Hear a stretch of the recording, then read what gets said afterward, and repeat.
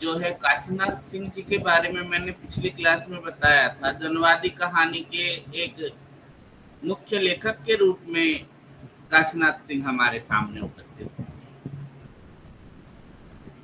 सुख काशीनाथ कहानी जी की बेहद महत्वपूर्ण कहानी है।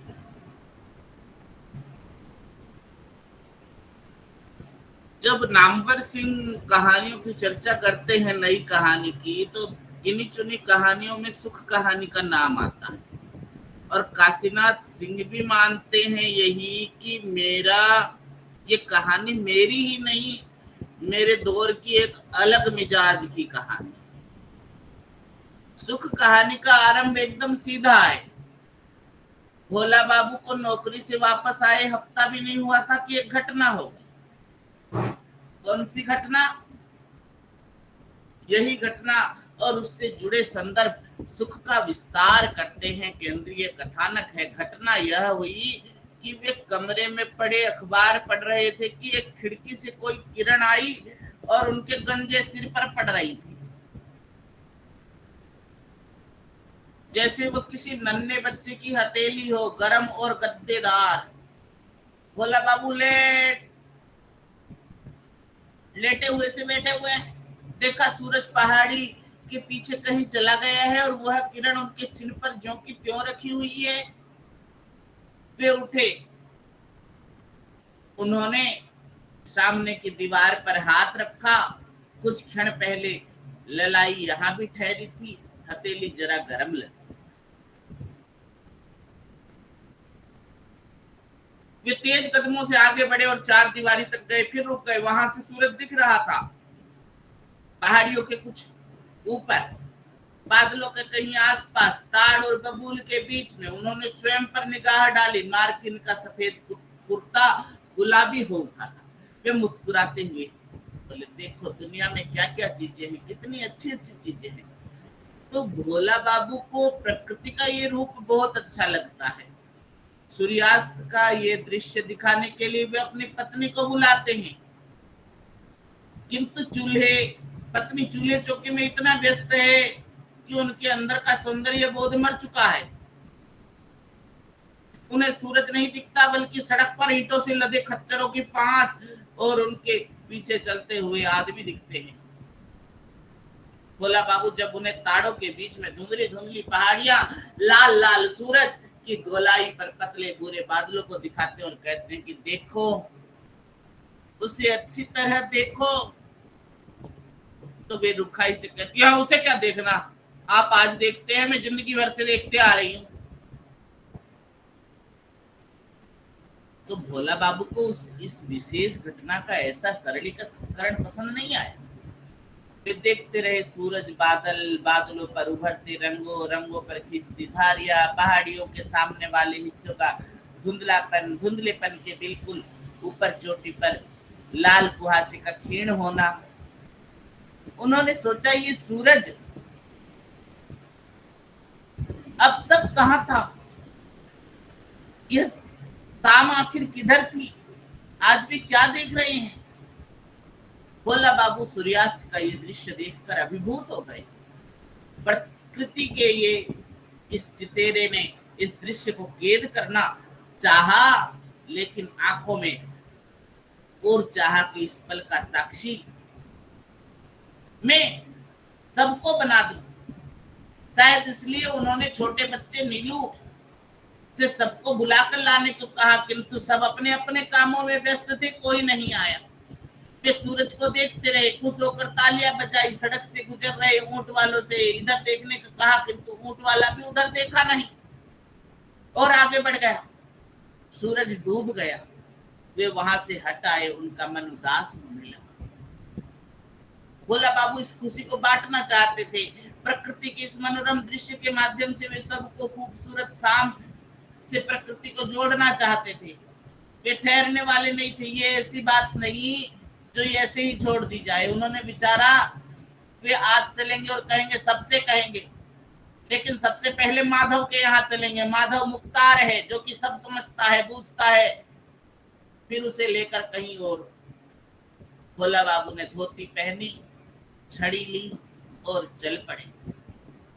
रास्ते में उन्हें बीच गोदाम पर जिलेदार साहब मिले, जिनके साथ कुछ और लोग भी थे। उन लोगों के साथ ही बैठ गए।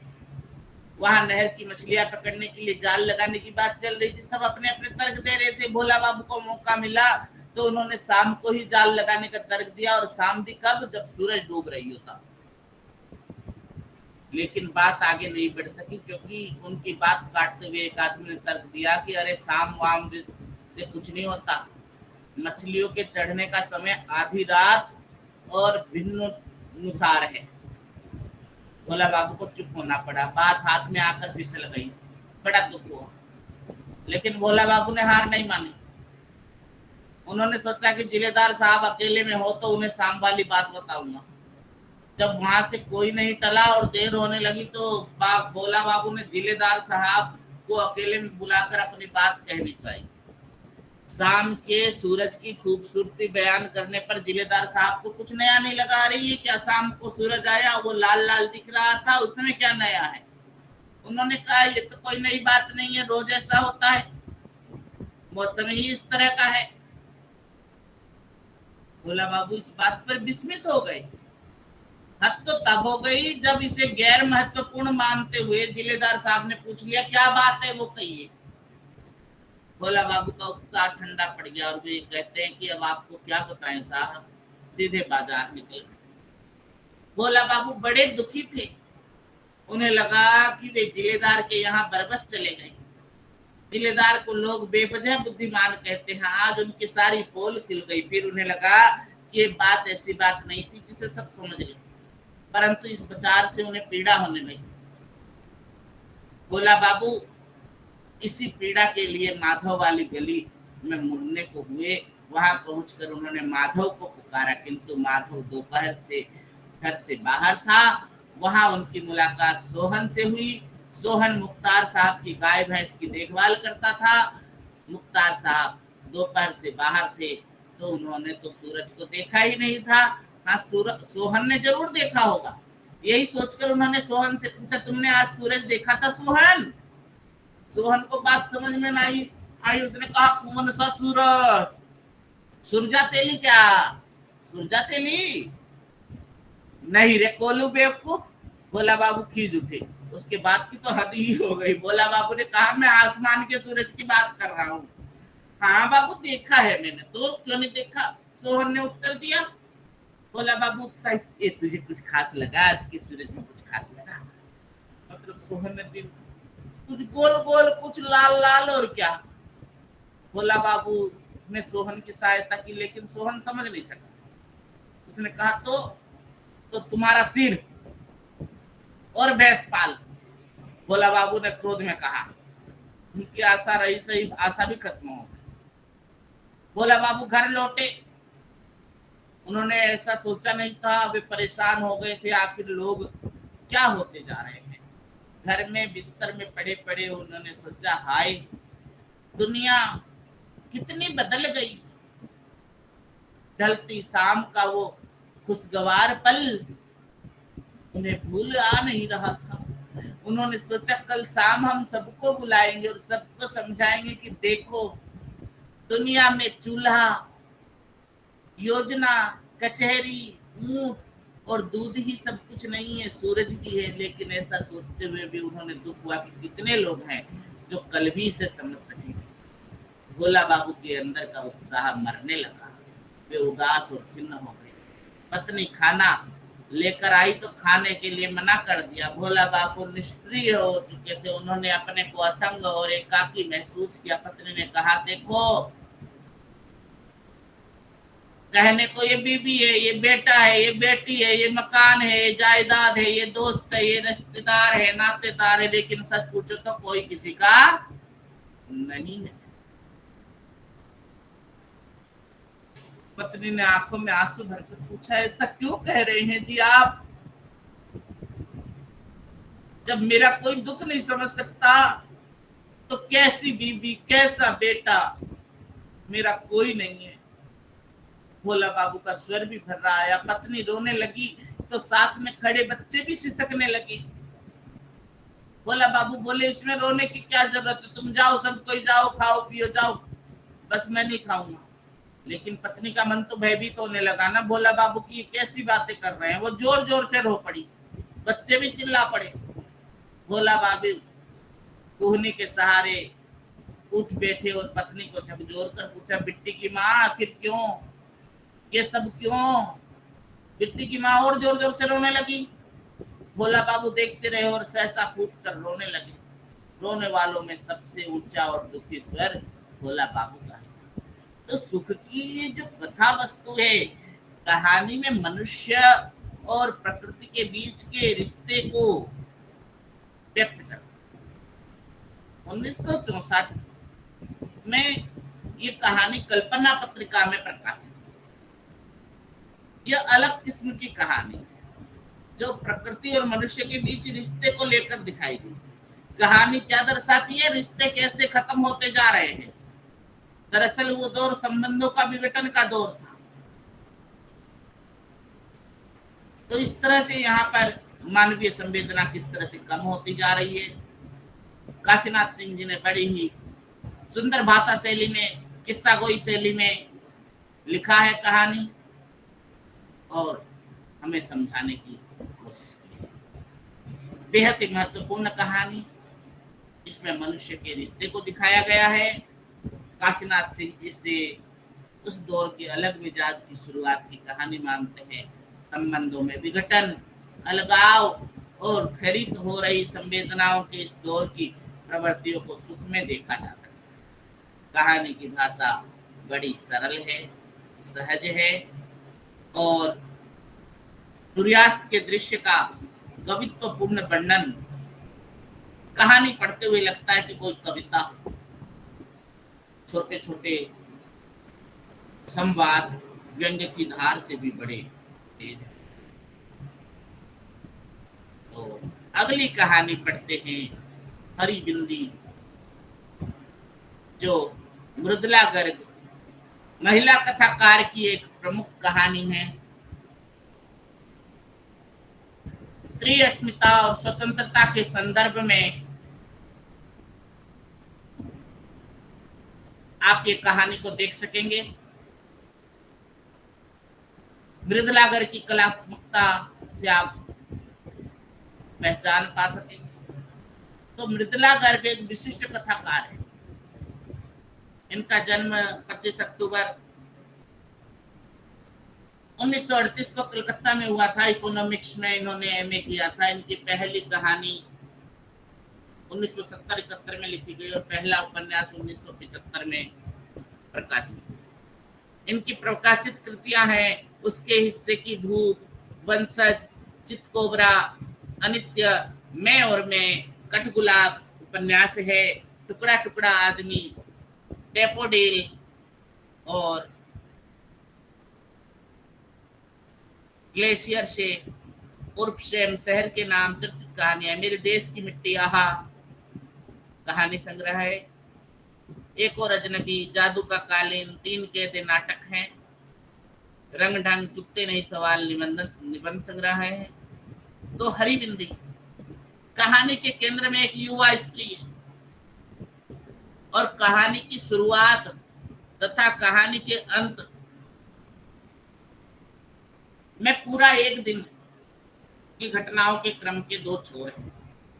कहानी की केंद्रीय पात्र उसके उस दिन अपने पति के शहर से बाहर जाने के बाद घर पर अकेली है।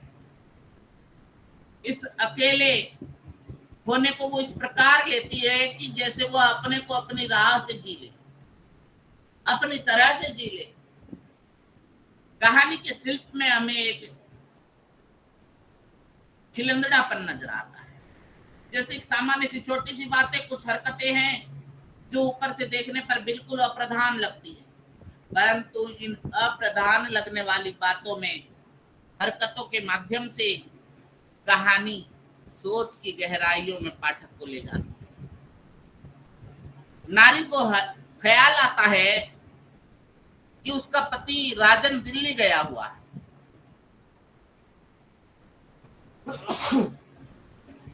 और तो वह आश्वस्त होती है कि आज सुबह जल्दी नहीं उठना पड़ेगा, नहीं तो रोज के कामों में उसे व्यस्त होकर जल्दी उठना पड़ता, तो वो पलंग पर एक छोर से दूसरे छोर तक लेट जाती है। तो स्त्री का ये आश्वस्त होना वास्तव में क्या है? बंधे बंधाए उस नित्य कर्म से मुक्त होने की आश्वस्ति है। स्त्री जीवन की दिनचर्याएं बंधी बंधाई है, परंतु ये दिनचर्याएं उसके मन के लिए ना होकर, अपने लिए ना होकर, दूसरों की सुविधा के लिए, दूसरों के द्वारा बनाई गई व्यवस्था से तनिक मुक्ति की सांस लेकर नायिका बिस्तर पर जब लेट जाती है, तो कहानी वहां जीवन को पूरेपन के साथ पाने को, समग्रता से जी लेने का संकेत देती है। जिससे तमाम के दबावों के रहते स्त्री सदैव वंचित रह जाती। कहानी की स्त्री कलाई पर घड़ी बांधकर सोती है, यह उसकी आदत है। जबकि पति राजन घड़ी की आवाज से चिढ़ता है तो उसे उतारने को कहता है। ये घड़ी का बजना वास्तव में क्या है? स्त्री के भीतर का स्पंदन है, जिसे पितृसत्तात्मक व्यवस्था सुन नहीं पाती। अगर सुनती भी है तो उसे अनसुना कर देती है। तो कहानी की नायिका उठने के उपरांत चाय बनाकर खिड़की का पर्दा हटाकर बाहर की ओर देखती है तो उसे धुंध दिखाई देती है। नायिका को धुंध भली लगती है क्योंकि धुंध में सब कुछ अदृश्य है और इसमें एहसास है कि कुछ दूर ऐसा है जो मोहक है। वह कहती है कि मैं भी खूब हूं, मुझे तो इस धुंध में खुलापन महसूस होता है और सूर्य के प्रकाश में घुटन। यहाँ ये सोचना कि जीवन को अपने ढंग से जी लेने में जो सुख है वो दूसरों के द्वारा बनाई गई व्यवस्था में जी लेने में नहीं है। स्पष्ट है कि स्त्री जब पैदा होती है तभी से उसके लिए तय कर दिया जाता है उसका जीना, उठना, बैठना, बोलना, चलना सभी कुछ इस प्रकार का हो। एक टूर पैकेज के यात्री की तरह स्त्री अपना जीवन जीती है। तो भीतर की संवेदनशीलता धीरे धीरे शून्य होने के बाद या कुंद होने लगती है। कहा जाता है कि इस व्यवस्था में स्त्री सुरक्षित है, परंतु इसके तहत स्त्री घुटन का अनुभव करने लगती है। इस दशा में स्त्री अगर एक कदम को अपनी ओर से रखती है तो वह स्वतंत्रता की दिशा में उठाया गया कदम होता है। चाय पीकर नहाने गई नायिका पहले सोचती है कि गर्म पानी में देर तक नहाएगी, परंतु अचानक ठंडे पानी की फुहार ऊपर छोड़ती हुई जल्दी जल्दी नहा लेती है। गर्म पानी और शरीर जहां कंडीशनिंग से जुड़ते हैं, वही शरीर के तापमान से भिन्न ठंडा हवा उस कंडीशनिंग की स्थिति को तोड़ता है। नहा धोकर नायिका स्फूर्ति का अनुभव करती है, तो यह स्फूर्ति कंडीशनिंग अवस्था में अपने को मुक्त कर लेने को झलक भी है। तदंतर में नायिका नीले रंग का चूड़ीदार पैजामा कुर्ता पहनती और हरी बिंदी लगाती है। ये सोचती है यदि उसका पति राजन होता तो कहता कि नीले में हरे रंग का क्या तुक है। यही वह सोचती है कि आखिर तुक का क्या तुक है। कहानी सूचित करती है कि पितृसत्तात्मक व्यवस्था में यहाँ यह तो निर्धारित करती है कि स्त्री को अपना जीवन किस रीति से जीना है, पर साथ ही स्त्री के प्रति पुरुष का और स्त्री के प्रति स्त्री का सोचने का तरीका क्या है, यह भी इस व्यवस्था द्वारा तय कर दिया जाता है। यहाँ तक कि सौंदर्य शास्त्र या सौंदर्य के प्रणाम सर।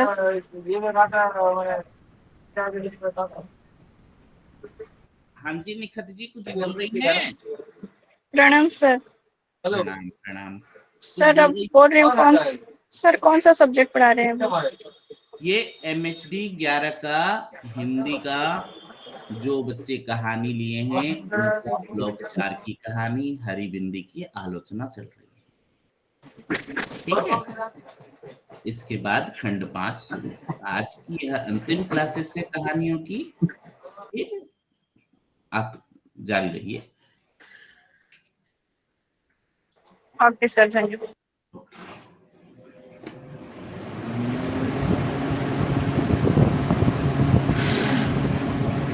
तो हरी बिंदी कहानी में ये सौंदर्य शास्त्र या सौंदर्य के प्रतिमान स्त्री के अपने न होकर दूसरों के द्वारा निर्मित होते हैं। इसी कारण सौंदर्य शास्त्र के बने बनाए ढांचे में स्त्री की संकल्पनाएं गुलाम हो जाती। कहानी की स्त्री इसी पर प्रश्न चिन्ह लगाती है, तुक और क्या तुक है। मेज की दराज में युवती उन बालों को निकाल कर कानों में लटका लेती है, बालों को जो शादी के बाद इसलिए पहनने छोड़ दिए थे क्योंकि वे सोने के नहीं है। आभूषणों के संदर्भ में कहा जाता है कि उनका प्रयोग स्त्री अपने सौंदर्य बढ़ाने के लिए करती है, आभूषणों।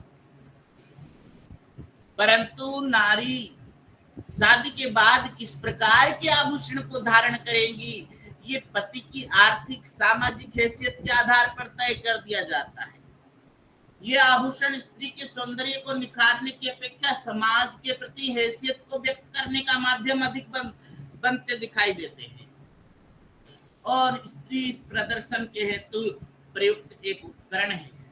कहानी की स्त्री द्वारा नकली बालों को उठाकर पहन लेने की जो क्रिया है, स्वयं को दूसरों की शान और शौकत के प्रदर्शन के उपकरण के रूप में प्रयुक्त किए जाने वाले के खिलाफ अस्वीकृति की अभिव्यक्ति है। बाहर निकलते हुए जब नायिका नौकर से कहती है कि जो तुम्हें अच्छा लगे बना लेना, तुम्हें ही खाना है, चाहे खाओ चाहे छुट्टी मनाओ, नौकर को दी गई ये स्वतंत्रता उसी स्वतंत्रता का प्रतिफलन है जिसे स्त्री आज अनुभव कर रही है। एक दिन जो स्वतंत्र जीवन के प्रतीक के रूप में आता है, उसमें नौकर से कहा गया कि वाक्य खुद की खुद जियो और औरों को भी जीने दो की भावना की ओर इशारा करता है। तो स्वतंत्रता के सुसंस्कृत रूप के लिए अनिवार्य घटक के रूप में आता है।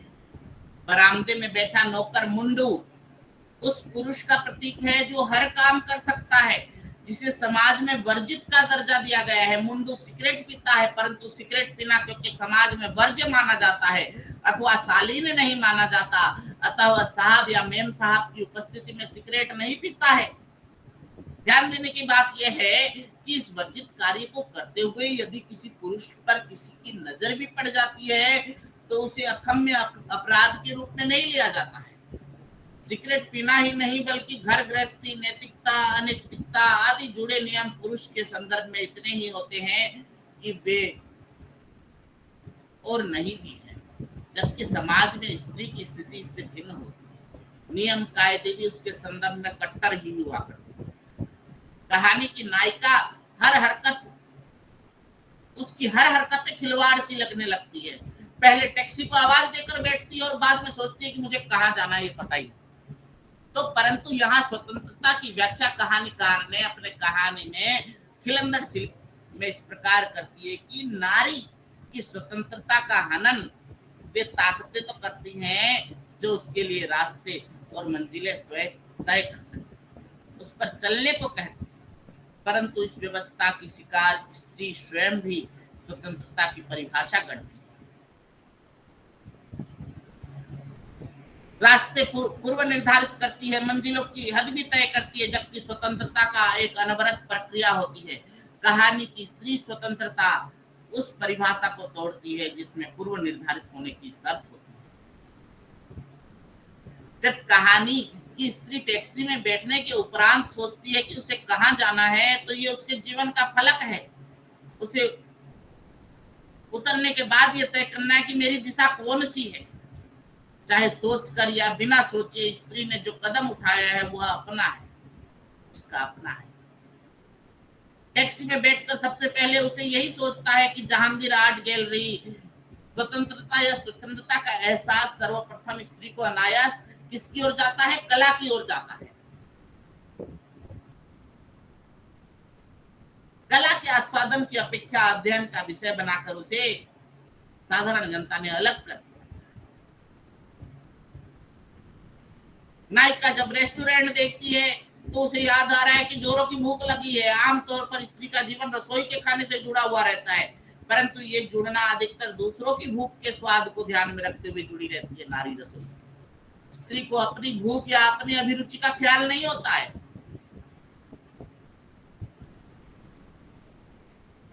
रेस्टोरेंट में जाकर जब युवती को ऑर्डर देती है एक गरम टिकिया और एक आइसक्रीम, तो उसमें खाद्य संबंधी अवधारणा के बने ढांचे को तोड़ने की बात आती है।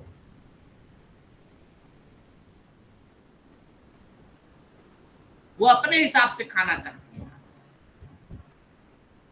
जब एक गर्म टिकिया और ठंडी आइसक्रीम का ऑर्डर देने के लिए बेरे का चौंकना इसी की सूचना है। बेरा प्रश्न करता है, एक साथ गरम टिकिया और ठंडा आइसक्रीम खाएगी? परंतु यहाँ ध्यान देने की बात है कि बेरे की ये प्रश्न प्रति पुरुष मानसिकता और रूढ़ि के खिलाफ है। वो कहती है, हाँ कोई ऐतराज है क्या? स्वाद का ढांचा तोड़कर वो स्त्री अपनी स्वतंत्रता को अभिव्यक्त करती है। रेस्टोरेंट के बाहर निकलकर फिर पिक्चर देखने की बात आती है। वह एक ऐसी फिल्म देखना चाहती है जो उसकी अपनी पसंद की हो, पति द्वारा चुनी गई न हो। संकेत यहाँ इस बात का है कि खाने की बातें स्त्री देखना भी, अर्थात स्त्री क्या देखे, कितना देखे, कैसे देखे, ये पुरुष निर्धारण करेगा। सिनेमा घर एक सार्वजनिक स्थल है। सार्वजनिक स्थल पर जाते जाते समय विशिष्ट व्यवहार के नाम पर कुछ शर्तें हैं। ये शर्तें कहीं भी लिखित नहीं है, परंतु अलिखित रूप से ये स्त्री शर्तें पुरुष दोनों के लिए अलग अलग रूप से। सिनेमा घर में अगर पिक्चर देखते देखते मजाकिया दृश्य पर जोर से हंसना सभ्यता की इसी अलिखित शर्त के खिलाफ है, परंतु नायिका अपनी हंसी को उन्मुक्तता से बांधे बगैर सिनेमा का पूरा आनंद लेते हुए जोर से हंसती है। इसी प्रकार मर्द के हाथ से हाथ टकरा जाने पर सॉरी कहना भी सभ्य व्यवहार के नाम पर संवेदना शून्य एक यांत्रिक प्रक्रिया है। यहाँ भी हंसते हुए स्त्री का हाथ जब एक पुरुष से टकरा जाता है, वो सॉरी कहने के लिए मुड़ती है, तो ठीक वैसे ही नीला चूड़ीदार पैजामा पहनने के बाद उसका हाथ पहले नीली बिंदी की तरफ जाता था, परंतु वो खोखले शिष्टाचार के तिलिस्म के बाहर आना चाहती थी। सॉरी कहने के बजाय वो हंस पड़ी। पिक्चर देखने के बाद हॉल में मिले पुरुष के साथ युवती कॉफी लेती है। वह स्वयं कॉफी के पैसे देती है और आश्वस्त होती है कि पुरुष होने के नाते उसके साथी ने पैसे देने की जिद नहीं की। तो पुरुष एक बार उसे वहीं पर प्रश्न करता है कि आप क्या सोच रही हैं? तो स्त्री उत्तर दे रही है, मैं सोच रही हूँ कि यदि समुद्र में कूद पड़ूं तो कितनी दूर तक अकेली तैर सकती हूँ। तो ये वाक्य स्त्री का संकेतात्मक वाक्य है। ये उसकी स्वतंत्रता को परिभाषित करता हुआ हर व्यक्ति को उसको पा लेने की क्षमता, उसके हद को निर्धारित करता है।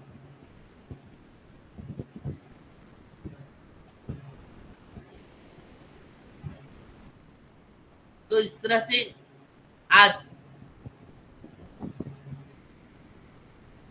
हरी बिंदी कहानी में मृदुला गर्ग ने बहुत ही सुंदर ढंग से कलात्मक संतुलन बनाते हुए प्राणवान कथ्य को वैसी ही भाषा ने इस कहानी को विलक्षणता प्रदान की है, जिसमें हम देखते हैं कि स्त्री के लिए हमारे समाज के दोहरे मानदंड हैं।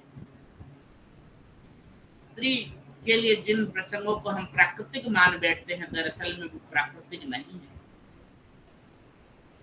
कृत्रिम समाज द्वारा आरोपित है। ये कहानी अपने प्रति संवादों और अन्य संकेतों के माध्यम से स्त्री स्वतंत्रता और अस्मिता का नया पाठ रचती है। तो कहानी से अगर कोई क्वेश्चन आने वाला है तो इस कहानी से यही आएगा कि हरी बिंदी कहानी में अभिव्यक्त स्त्री स्वतंत्रता पर प्रकाश डालिए। क्या स्त्री स्वतंत्रता को किन मायने में स्वीकार करती है हरी बिंदी की नायिका? अब जो है अगली कहानी हमारी महिला लेखिका की ही कहानी है, ममता कालिया जी की कहानी बोलने वाली औरत। 1967 में प्रकाशित ममता कालिया जी का पहला कहानी संग्रह छुटकारा के प्रकाशन के साथ ही हिंदी कथा साहित्य में ममता कालिया जी का एक विशेष योगदान रहा।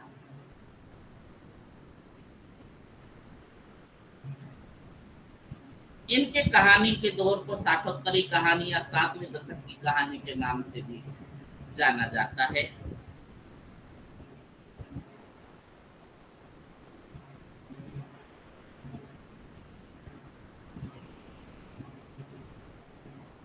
साठोत्तरी कहानी और अकहानी, जिसमें भोगे हुए यथार्थ अनुभव की प्रामाणिकता, प्रतिबद्धता जैसे खोखले नारों के विरोध में आज खड़ा हुआ है वो कहानी। कहानी के विकास में कई कहानी आंदोलन हुए। सचेतन कहानी आंदोलन में ममता कालिया जी की महत्वपूर्ण भूमिका रही है। सचेतन कहानी की जो है महत्वपूर्ण लेखिका रही हैं। ममता कालिया से पूर्व नई कहानी आंदोलन के समय मन्नू भंडारी, उषा प्रेमदा, अभी एक कहानीकार को हमने पढ़ा मृदुला गर्ग, ये स्त्री विमर्श की जमीन तैयार करती थी। इससे पहले ममता कालिया तक आते आते स्त्री विमर्श की कहानी का प्लेटफॉर्म बड़ा हो चुका।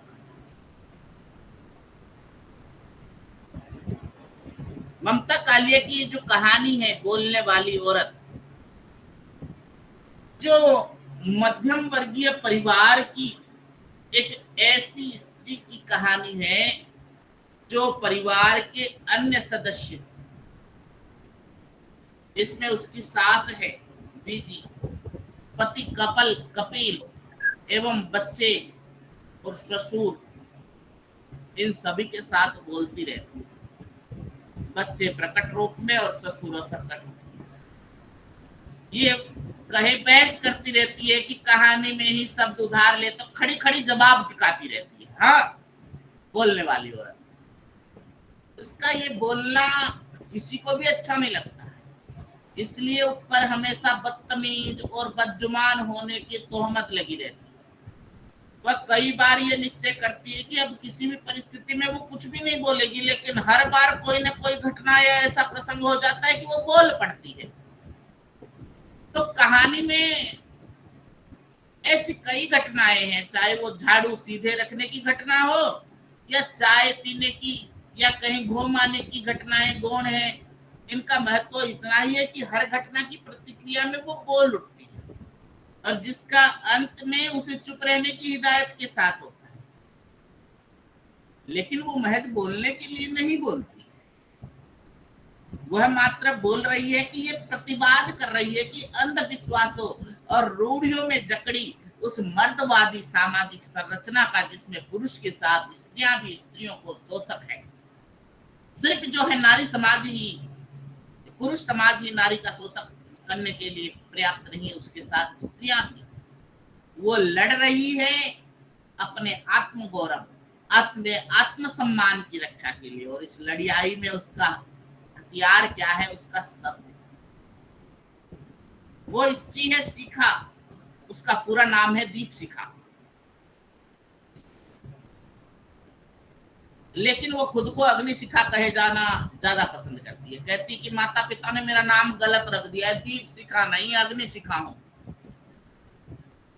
उसके व्यक्तित्व की जो ये छोटी सी झलक ममता कालिया ने दी है, ये उसके भीतर उबल रहे लावा या पनप रहे आक्रोश की ओर हमें ध्यान खींचती है। ये वो आक्रोश है जो समाज के दोगलेपन के कारण उसके विरोध में ये विडंबना ही है। तो अपने जिन गुणों के कारण शिखा का विवाह के लिए चयन हुआ, वो इस परिवार का हिस्सा बनी।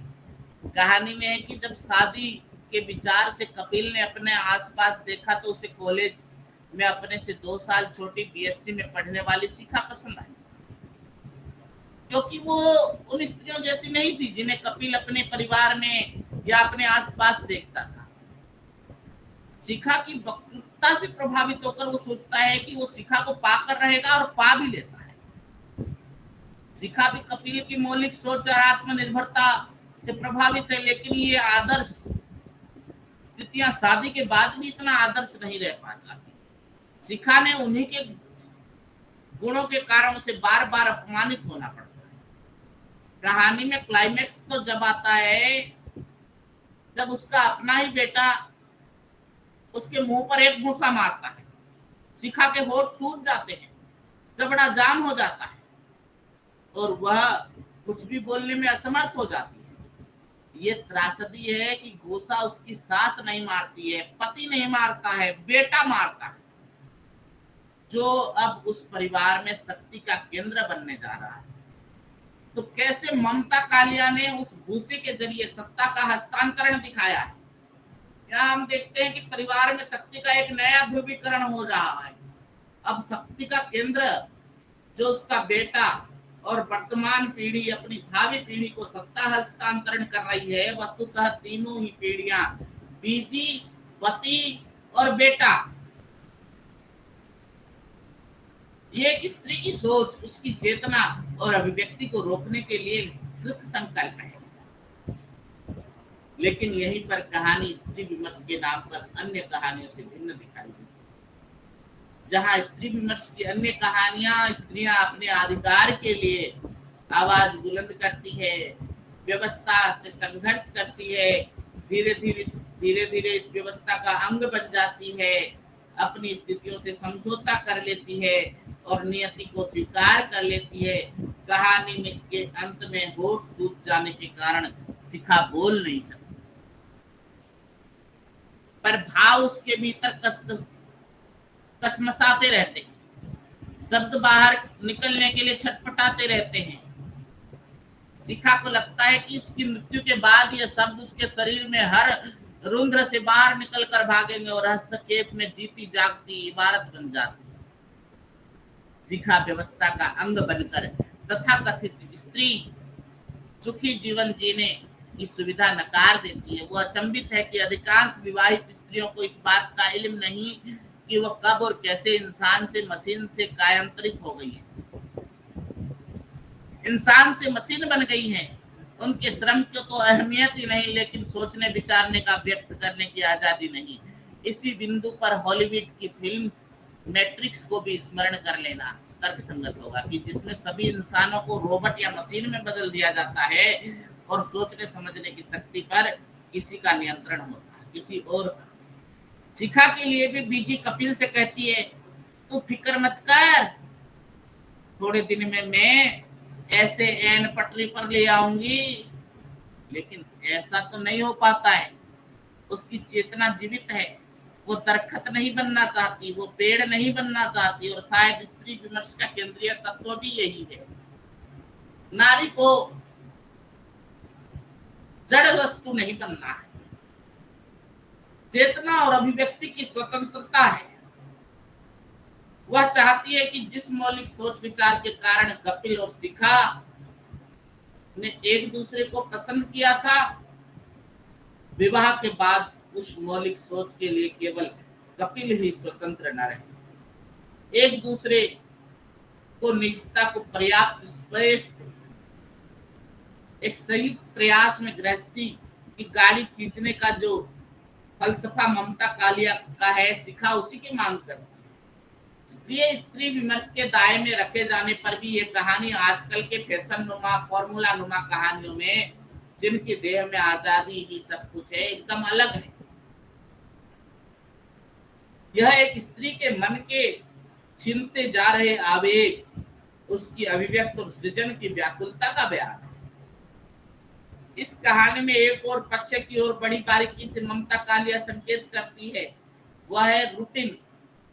आज की आपाधापी भरे व्यस्त जीवन के कारण कैसे रिश्ते में खटास आती जा रही है, कैसे रिश्ते की उष्णता, सहजता, आत्मीयता इस मशीनी जीवन शैली की भेंट चढ़ते जा रहे हैं। तो कहानी इस ओर भी संकेत करती है कि कपिल चाहता है कि शिखा एक सुघड़ पत्नी की तरह घर की सारी जिम्मेदारियों को अपने ऊपर ओढ़ ले और उसे स्वतंत्र छोड़ दे। पर शिखा भी अपने लिए थोड़े से समय की मांग करती है, जिस समय में वह स्वयं हो, उसके सपने हो, उसकी अभिव्यक्तियां हो। जब परिवार के सारे लोग सो जाते हैं, शिखा हाथ मुंह धोकर कपड़े बदलकर एक बार फिर अपना दिन शुरू करने की कोशिश करती है। उसके इस अपने दिन में किताब है, कागज है, कलम है, वो थोड़ा सा समय चुराती है। लेकिन अपने लिए अपने ढंग से जिए हुए उन पलों के कारण अगले दिन की दिनचर्या में वो पिछड़ जाती है।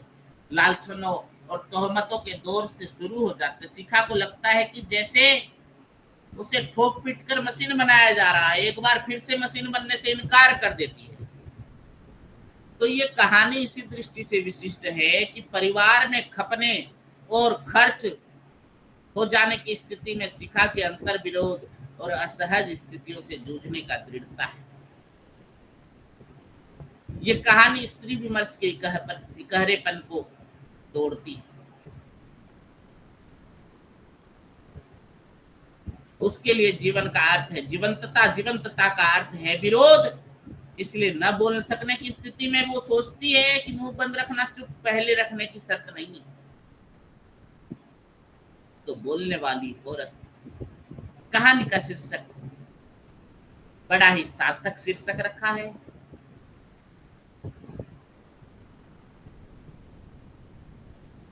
तो बोलने वाली औरत ममता कहानी कालिया जी की एक महत्वपूर्ण कहानी है, जिसमें उनकी जीवन दृष्टि मुक्ति का सबसे अच्छा विस्तार वैचारिक मुक्ति का प्रतिनिधित्व करती है। तो इस कहानी से अगर कोई प्रश्न आएगा तो यही आएगा कि बोलने वाली औरत कहानी में दीप शिखा आम मध्यम वर्गीय परिवार स्त्रियों का प्रतिनिधित्व करती है। इस कथा न को स्पष्ट की थी, यह प्रश्न आ सकता है। इस खंड से कहानी का चौथा खंड समाप्त। MSD 11 का 5वें खंड में हम पार्टीशन कहानी और 5 कहानियों की चर्चा करेंगे। स्वयं प्रकाश की पार्टीशन कहानी, असगर वजाहत की स्विमिंग पूल, अखिलेश जी की बायोडाटा कहानी, सुशीला टॉक भोरे जी की सिलिया कहानी, प्रकाश करदम जी की तलाश कहानी। तो सबसे पहले पार्टीशन कहानी की चर्चा करते हैं। कथाकार स्वयं प्रकाश का जन्म 20 जनवरी 1947 को मध्य प्रदेश के इंदौर में हुआ था। इन्होंने बहुत कहानियां लिखी है, जिनमें प्रमुख है, उनकी प्रमुख पुस्तकों के नाम है मात्रा और भार, सूरज कब निकलेगा, आसमां, कैसे कैसे, अगली किताब, आएंगे अच्छे दिन भी, आदमी जात का आदमी। तो ये स्वयं प्रकाश की बहुत सारी कहानी। तो पार्टीशन कहानी आपको किसी शीर्षक से ही पता चलता है कि अंग्रेजी शब्द है पार्टीशन, यानी डिवाइडेशन। स्पष्ट हो रहा है कि विभाजन को केंद्र में रखकर लिख गई कहानी है। हिंदी में 1947 के देश विभाजन पर केंद्रित कई कहानियां आई, कुछ महत्वपूर्ण उपन्यास भी हैं। जैसे कि कोई विभाजन का जिक्र करता है, वैसे ही साहित्य प्रेमियों में के जहन में मोहन राकेश की कहानी मलबे का मालिक हमने पढ़ा, आलोचना की पिछली कहानी क्लासेस में। भीष्म साहनी की कहानी भी ऐसी कहानी है कि अमृतसर आ गया। विभाजन पर केंद्रित उपन्यास भी है, तमस, झूठा सच, छाकों की वापसी जैसे महत्वपूर्ण उपन्यास भी है। परंतु प्रेम प्रकाश की कहानी के लिए पार्टीशन को विषय वस्तु के रूप में चुना है, लेकिन इसकी परिधि में समकालीन समय है। विभाजन भारतीय इतिहास का एक तथ्य है।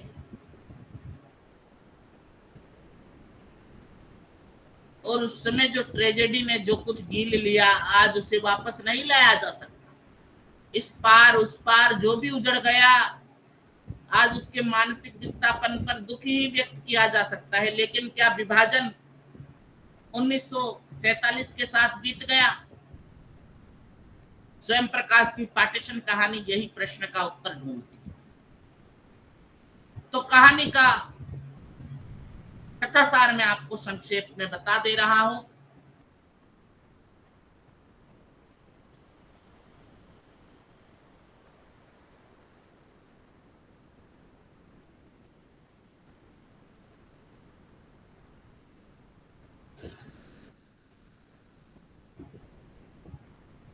कुर्बान भाई के नाम से परिचित कथानायक परिवार देश विभाजन में तबाह हो गया। कुर्बान का किसी तरह जान बचाकर उन्होंने टोंक में जीवन यापन शुरू किया। हिंदू मुसलमान के भेद से परे जाकर मनुष्यता का आचरण शुरू किया। तो उनके इस आचरण के नाते हिंदू और मुसलमान की राजनीति करने वाले उन्हें नापसंद करने लगे।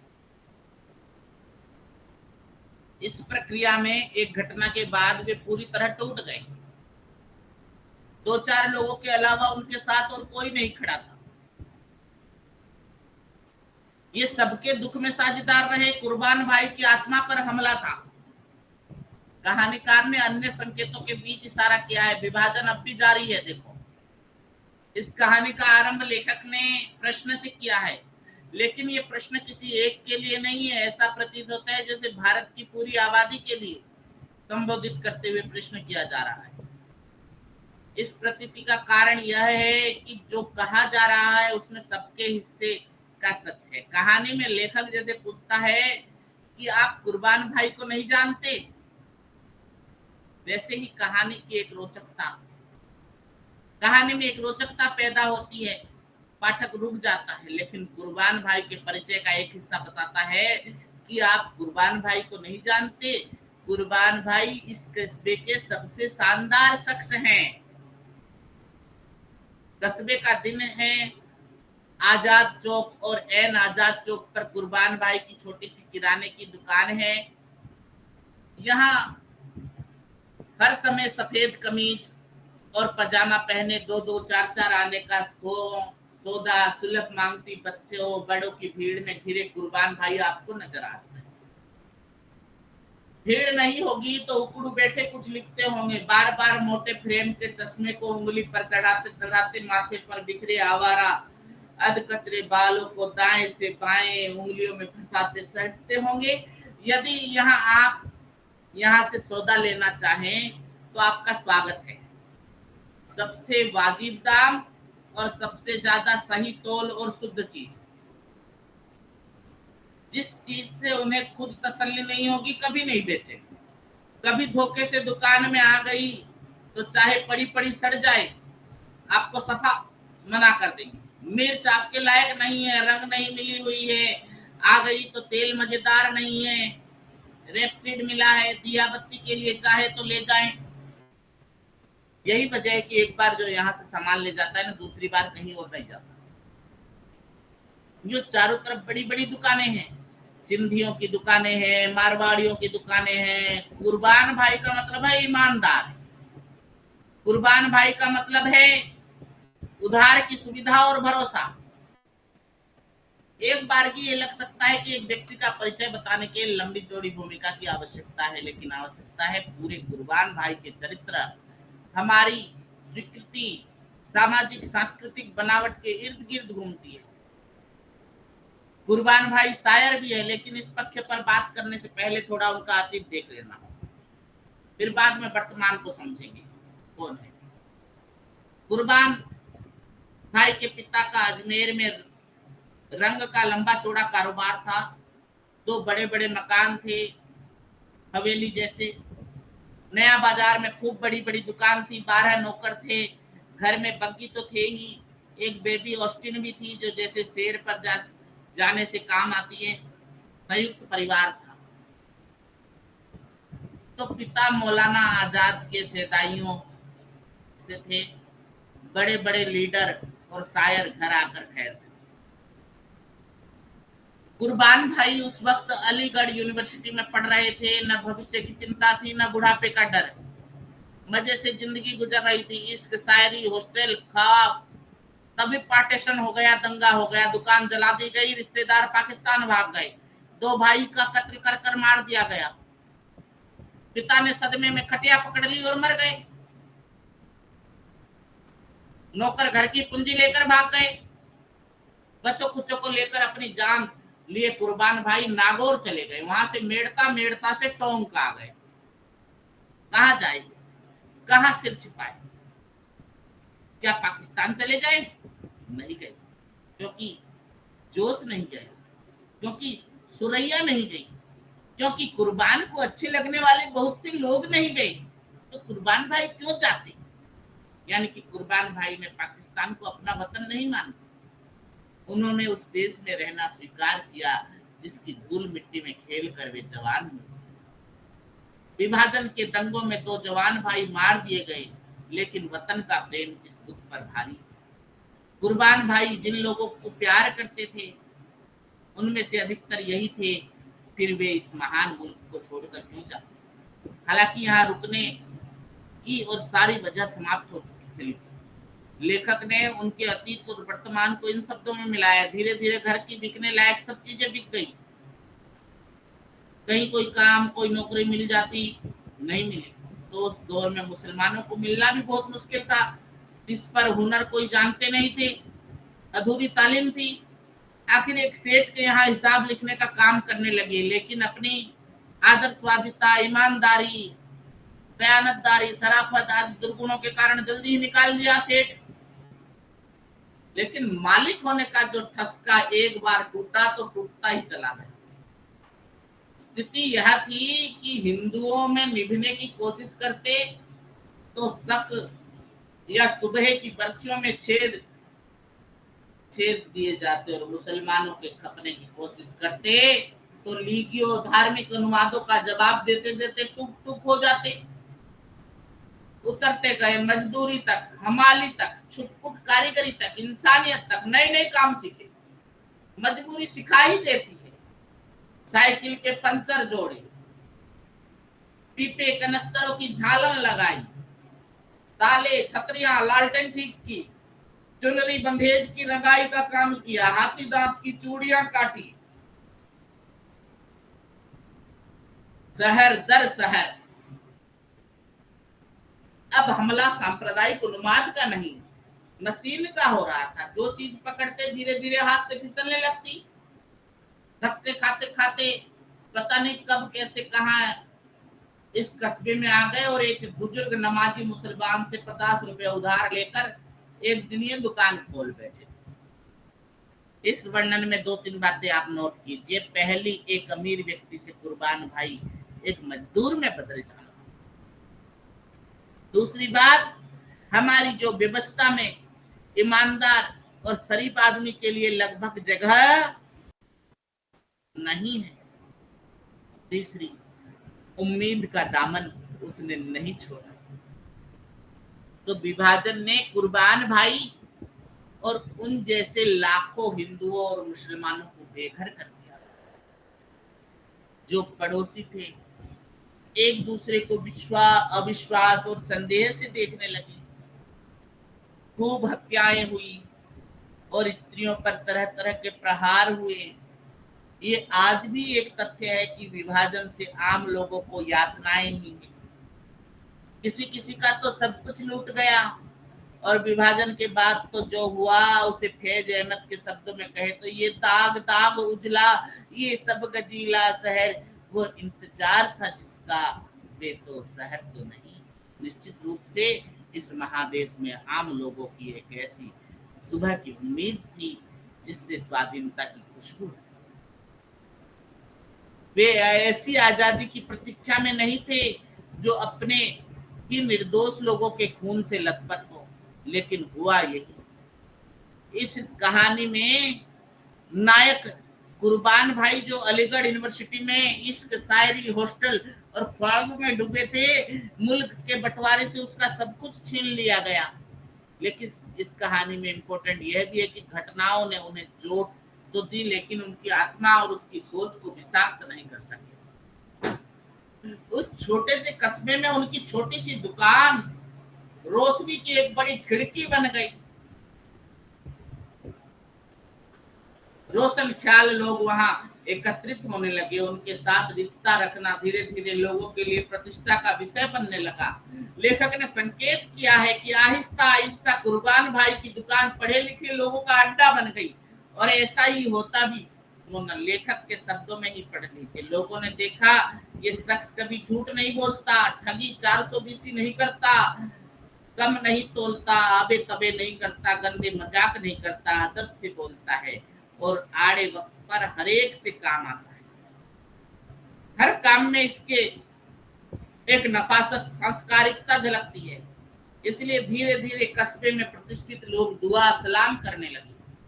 व्यापारियों के यहाँ शादी ब्याह से कुछ होता तो उनके कार्ड आने लगे। आकर्षित होकर खग के पास खग भी आने लगे। अब कुर्बान भाई उन्हें चाय पिला रहे हैं, ग्राहक की छोड़कर गालिब पर बहस कर रहे हैं। लेखक ने विस्तार से कुर्बान भाई के जीवन के इस प्रसंग की चर्चा की है। तो इस संदर्भ में जो विवरण दिया लेखक ने वो बड़े काम का है। वो कहानी की दिशा तय करती है कि समाज को बेहतर बनाने के लिए समाज को बेहतर बनाने का सपना मनुष्य को किस कदर तरोताजा कर देता है। कुर्बान भाई का व्यक्तित्व इस बात का प्रमाण है। वो दुनिया यदि आज भी सुंदर लगती है तो ऐसे स्वप्न धर्मियों की वजह से। लेखक ने कुर्बान भाई के व्यक्तित्व का वर्णन करने के बाद उसके संदर्भों को खोलने की कोशिश की जो इस कहानी को मोड़ प्रदान करते हैं। कुर्बान भाई व्यस्तता उनके समुदाय के लोगों को अखरने लगती, हिंदूवादियों को भी अखरने लगा। ये प्रसंग इस बात का संकेत है कि समाज की एक बड़ी आबादी इस कदर मोतियाबिंद से प्रभावित है कि उसे उजाला अब भी अच्छा नहीं लगता। आइए कहानी के प्रसंग को देखते। जिस परिमाण में कुर्बान भाई का जो समय हमें मिला उसी परिमाण में हमें उनके पुराने दोस्तों लतीफ साहब, हाजी साहब, इमाम साहब बेगरह के हिस्से में कम हो जाता, क्योंकि नमाज पढ़ने में सिर्फ शुक्रवार को जाते और अब वह भी बंद कर दिया। आज बेगरह में चलने को कोई पहले भी उनसे नहीं कहता था, अब भी नहीं कहता। मदरसे को पहले भी चंदा देते थे, अब भी देते हैं। हाँ, कभी कभी होने वाली राजनीतिक सभाओं में जाने को और कभी कस्बे की राजनीति में दिलचस्पी लेकर उनके लिए खतरनाक समझकर भी बिरादरी वाले उन्हें टोकने जरूर लगते, क्योंकि पॉलिटिक्स अपने लोगों के लिए नहीं है, समझे। चुपचाप सालन रोटी खाओ और अल्लाह का नाम लो। चैन से जीना है तो इन लफड़ों में मत पड़ो। बेकार कभी घर लिए जाओगे, हमें भी फंसवाओगे। अब यहाँ रहना ही नहीं है तो पानी में रहकर मगरमच्छों को मुंह चुड़ाने से क्या फायदा। लेकिन अपनी मस्ती में मस्त है हम लोग, ना हमें पता है, न खुद कुर्बान भाई को उन्हें इमाम बाड़े वाले नहीं शाखा वाले भी भूलते हुए निकलने लगे। देश प्रेम जीवन का बड़ा मूल्य है। कुर्बान भाई देश प्रेमी व्यक्ति है, लेकिन धर्म केंद्रित राजनीति कराने वाले उन देश प्रेमियों को पसंद नहीं है। लकीर के फकीर होते जा रहे हैं।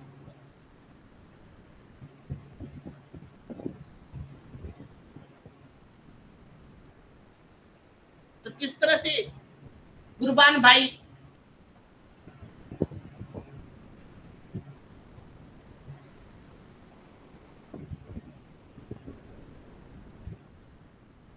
से कुर्बान मियाँ कैसे बने, 1 मिनट भी नहीं लगा। तो पूरा प्रसंग है सांस्कृतिक स्खलन का प्रसंग है। कुर्बान भाई की किस तरह से कथा बताया 1947 के विभाजन में। लेखक दिखाना चाहता है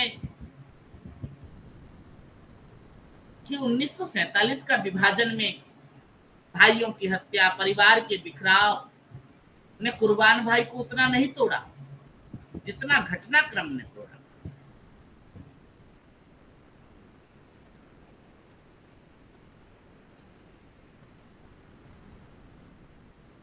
तो बहुत ही सुंदर भाषा शैली में व्यक्त किए गए कहानी पार्टीशन में अगर आप पढ़ेंगे, आपको पूरे पढ़ने की जरूरत है। कहानी थोड़ी बड़ी है, तो इसमें कुर्बान भाई जैसे चरित्र के माध्यम से वास्तविक भारतीयता की खोज करने का उद्यम करती है। ये कहानी सहिष्णु के तत्व पर हो रहे कठार घातों को चिन्हित करते हुए संवेदनशील लोगों को सचेत भी करती है।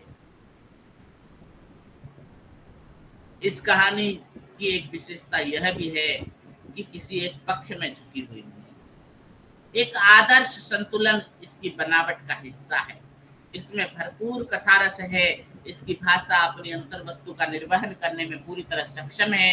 ये कहानी अध्ययन के बाद आप कथाकार के रूप में स्वयं प्रकाश से भली-भांति परिचित हो जाएंगे। तो कहानी से अगर कोई प्रश्न आता है तो वो इसकी कथा वस्तु आ सकती है और कुर्बान भाई के चरित्र चित्रण से संबंधित प्रश्नोत्तर आएंगे, आ सकते हैं। तो अगली कहानी हम पढ़ते हैं swimming pool. Swimming pool Asghar Wajahat की कहानी।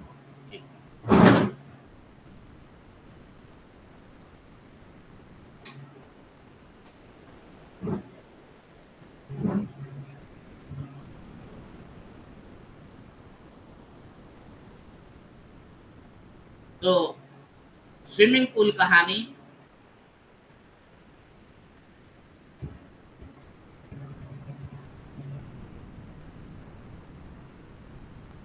असगर वजाहत के बारे में हम जानते हैं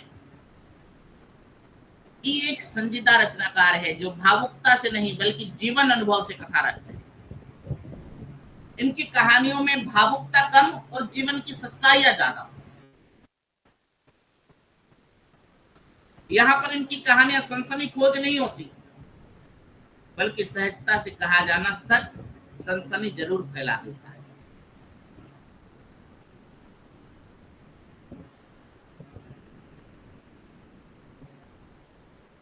तो असगर वजाहत जी के बारे के स्विमिंग पूल के बारे में डायरेक्ट मैं आपको बता देता हूँ क्योंकि समय बहुत कम है।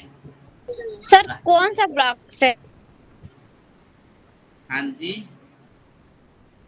हाँ सर जी। मेरे पास बुक नहीं है सर, तो इग्नी ई कॉन्टैक्ट जो ऐप है ना उससे सर पढ़ते हैं हम। तो कौन सा ब्लॉक से सर बता दी ना जो पढ़ा रहे अभी। ये 5 नंबर ब्लॉक है। लास्ट क्लासेस चल रही है MHD 11 की स्विमिंग पूल कहानी। जी सर। हाँ, तो स्विमिंग पूल असगर वजाहत जी की कहानियों को पढ़ना आसान है परंतु उसका विश्लेषण करेंगे तो आप बहुत मुश्किल में पड़ेंगे क्योंकि आप यही कहानी जो स्विमिंग पूल कहानी की चर्चा करते हैं तो बहुत छोटी सी कहानी है। इसका कहानी का वातावरण, कहानी की शब्द सीमा 1000 से भी कम शब्दों में लिखी गई है। कहानी एक ऐसे की तरह छोटी सी कहानी है परंतु इसका जो कथ्य है उस पर देखिए कि घर के पास एक नाला बहता है जिसे साफ कराने के लिए एक दंपत्ति एड़ी चोटी एक कर देते हैं पर कोई कार्रवाई नहीं होती और एक दिन नाले में सब कुछ बहता नजर आता है। यहाँ तक कि VIP भी और तुर्रा की एक बजबजाते नाले में प्रफुल्लित नजर आ रहे हैं। उस नाले में फूल भी बह रहे हैं, किताबें भी बह रही है, सारी दुनिया उसी में समा गई। उस नाले में नाले का यथार्थ हो गया है कि सब कुछ उसी में डूब गया है। तो ये कहानी 2 भाग में अगर बांट कर विश्लेषित किया जाए तो इसे समझने के लिए हमने इस कहानी का सच समझ लिया है कि ये सच है कि जो जुड़े सवाल है। सबसे पहले युग का यथार्थ है इसमें।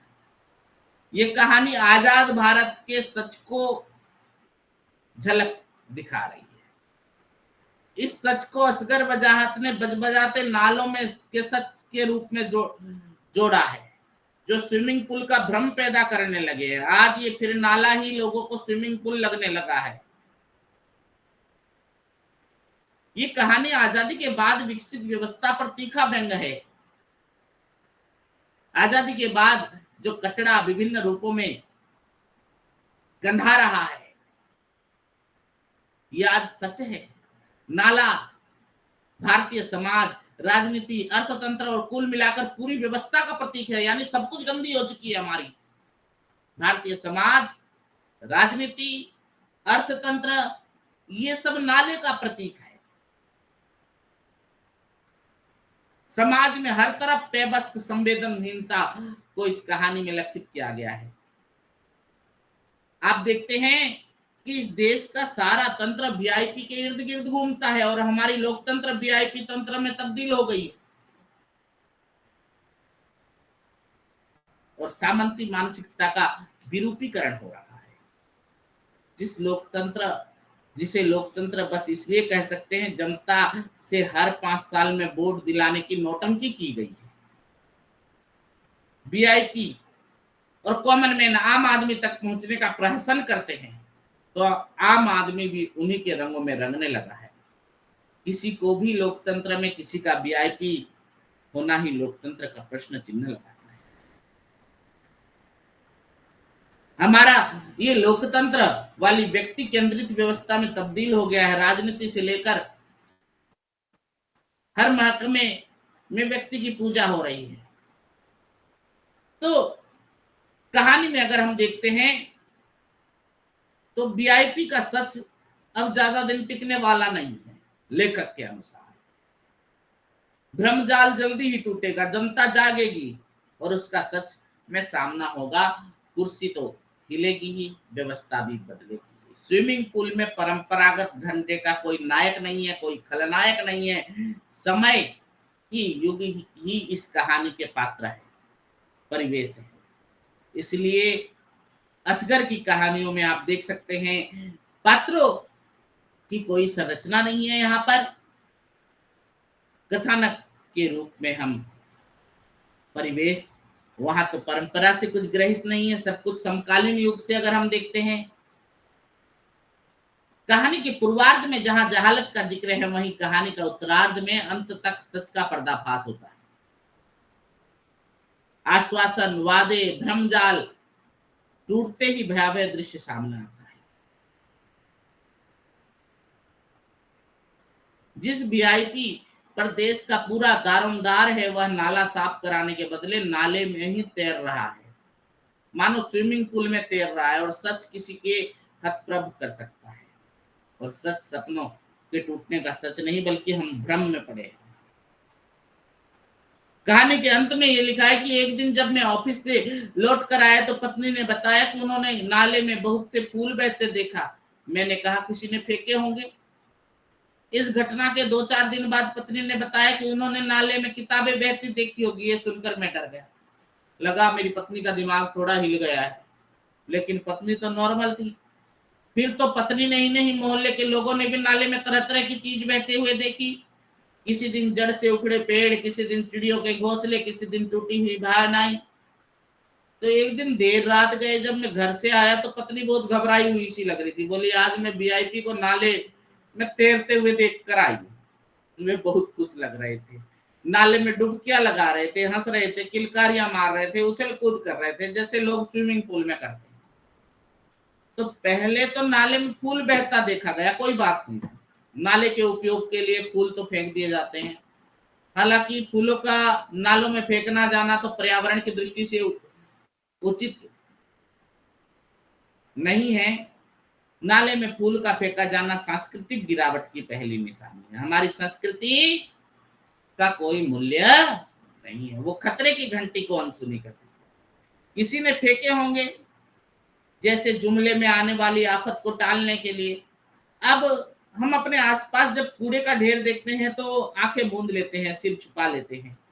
सड़क पर गिरे हुए घायल को देखकर आंखें मूंद लेते हैं, कहीं इसे अस्पताल न पहुंचाना पड़े, बस हमें किसी पचड़े में न फंसना पड़े और हम सुरक्षित रहे। यही भावना हम सबको संचालित कर रही है। इसके बाद ये हमारी आदत बन जाती है। सड़क पर किसी पर होते अत्याचार से भी आंखें मूंदने लगे हैं। सांस्कृतिक गिरावट का ये विकट रोग है।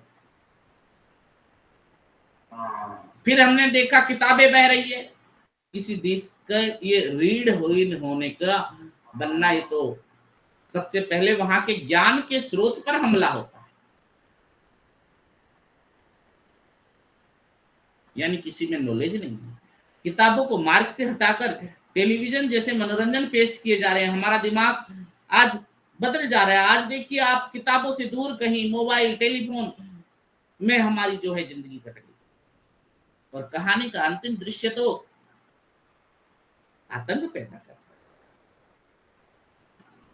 लोग अंधेरे में हैं, मूल्यहीनता हमारी बदल गई। वीआईपी खुद उसको स्विमिंग पूल होने का एहसास होता है, वो गंदा नाला। तो कहानी स्विमिंग पूल की जो बनावट है, जितनी छोटी है उतनी कसी हुई है, उसमें उतनी व्यंजना है, उतनी बारीकी है, उतना ही व्यंग है उसमें, उतना ही पैनापन है।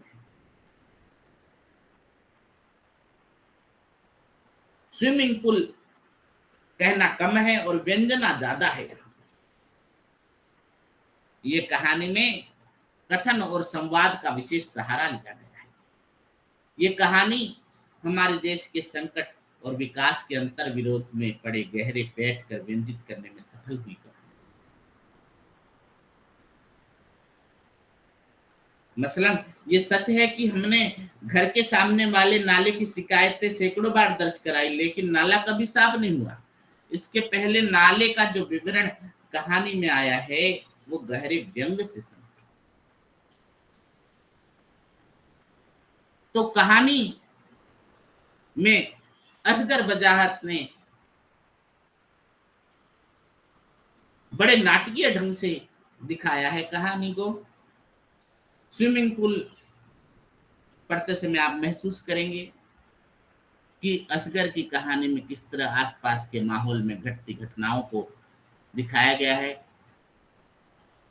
असगर वसाहत ने बहुत सारे कहानियां लिखी, उपन्यास लिखे, जिसमें अंधेरे से दिल्ली पहुंचना है, स्विमिंग पूल, सब कहा कुछ, उपन्यास कैसी आगे लगाई, सात आसमान, बरखा रचाई, धरा आंकुया, ये प्रमुख रचनाएं थी। अगर इससे कुछ क्वेश्चन आता है तो स्विमिंग पूल की संरचना पर आएगा और स्विमिंग पूल में उद्भासित यथार्थ के बारे में आ सकता है जो आज की राजनीति से संबंध है। अब जो है बायोडाटा कहानी की चर्चा करते हैं। अखिलेश जी की लिखी गई कहानी बायोडाटा।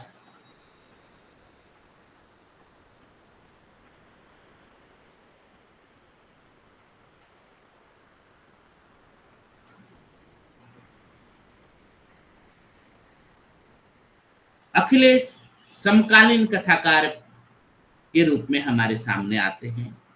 6 जुलाई 1960 में सुल्तानपुर जिले के कादीपुर तहसील में जन्मे अखिलेश जी की भाषा अवधी तो थी, परंतु हिंदी में उनके कुल 4 कहानी संग्रह प्रकाशित हुए। आदमी नहीं टूटता, मुक्ति, शापग्रस्त और अंधेरा। इसके अतिरिक्त 2 उपन्यास भी लिखे, अन्वेषण, निर्वासन, और एक संस्मरणात्मक पुस्तक है वह जो यथार्थ था।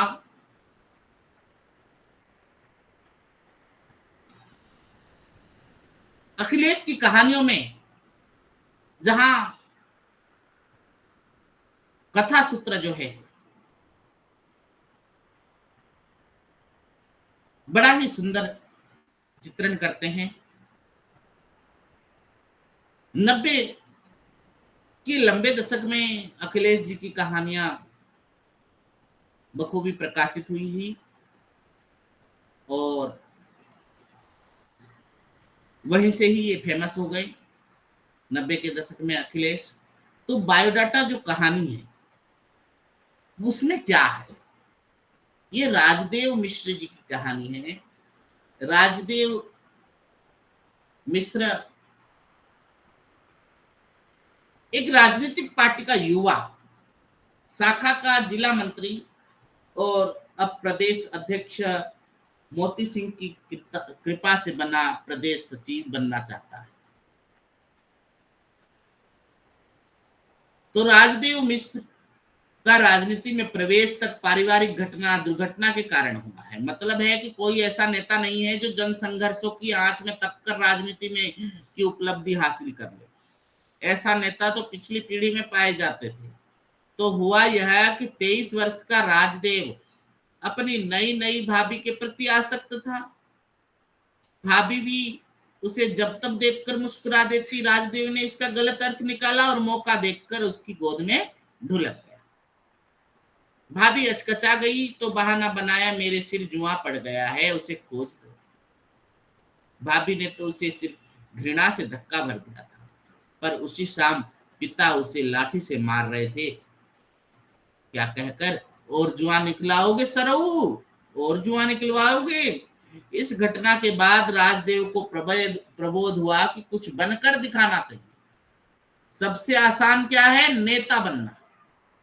इसके साथ साथ वो ये भी जानता है कि सुख की सर्वोत्तम मलाई राजनीति के दूध में ही पड़ती है। और राजनीति का पारस चोरी, तस्करी, व्यभिचार आदि कुघताओं से भी सोना बना देती है। सो राजदेव ने भी कुर्ता पजामा पहनकर राजनीति शुरू कर दी और घोषणा की कि शादी मैं तभी करूंगा जब राजनीति में कम से कम जिला स्तर पर कोई पद हथिया नहीं होता। उम्र के 36वीं तक आते आते पार्टी की युवा शाखा का जिला मंत्री बन गया। वो सुख की सर्वोत्तम मलाई तो नहीं थी, लेकिन कुछ पड़ाव, कुछ दुश्वारियों ने उसे घेर लिया था। उसके साथ वो आदमी शादी की ओर उन्मुख हुआ। उसके बाल झड़ने लगे, दांत पायरिया के घेरे में आ गए। जब सावित्री उसके जीवन में बधू बनकर आई तो उसे यकीन हो गया कि राजनीति में ढुनमुनिया आ रही, उसकी किस्मत अब पलटकर सरपट धावक हो जाएगी।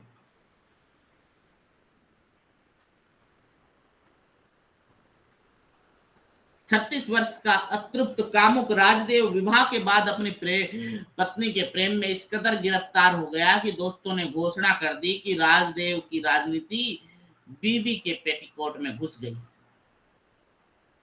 उन्हें विश्वास हो गया कि राजदेव की राजनीतिक मृत्यु हो चुकी है, वो जोरू का गुलाम से ही जीवन यापन करेगा। लेकिन राजदेव को एक दिन यह प्रबोध हो गया कि हम लोगों के लिए राजनीति जीवन संगिनी है, और जीवन संगिनी रखेल। जो रखेल को जीवन संगिनी समझता है, लक्ष्य सदैव उससे दूर रहता है। तो इस इल्हाम के बाद राजदेव पत्नी सावित्री की ओर घोर उपेक्षा करने लगता है। राजदेव ने पार्टी कार्यालय जाकर बाकायदा घोषणा कर दी कि अब तक मैं भ्रमित था, अब मैं अपने घर वापस आ गया हूं। हम सभी जानते हैं कि जीव विज्ञान के भी अपने नियम होते हैं, भावना या अन्य प्रतिबंधों से नहीं परिचालित होते। अब भले ही राजदेव सावित्री के पास ऐसे आता है जैसे ट्रक ड्राइवर के पास, फिर भी सावित्री के गर्भ द्वार में पर शिशु ने दस्तक दी। राजदेव अपनी आर्थिक सीमाओं को नित्यांत व्यवहारिक जामा पहना रहा था। सावित्री के पुत्र जन्म के लिए अपनी माता पिता के पास भेजना चाहता है। पति प्रेम में गिरफ्तार सावित्री अपने सहज तर्कों को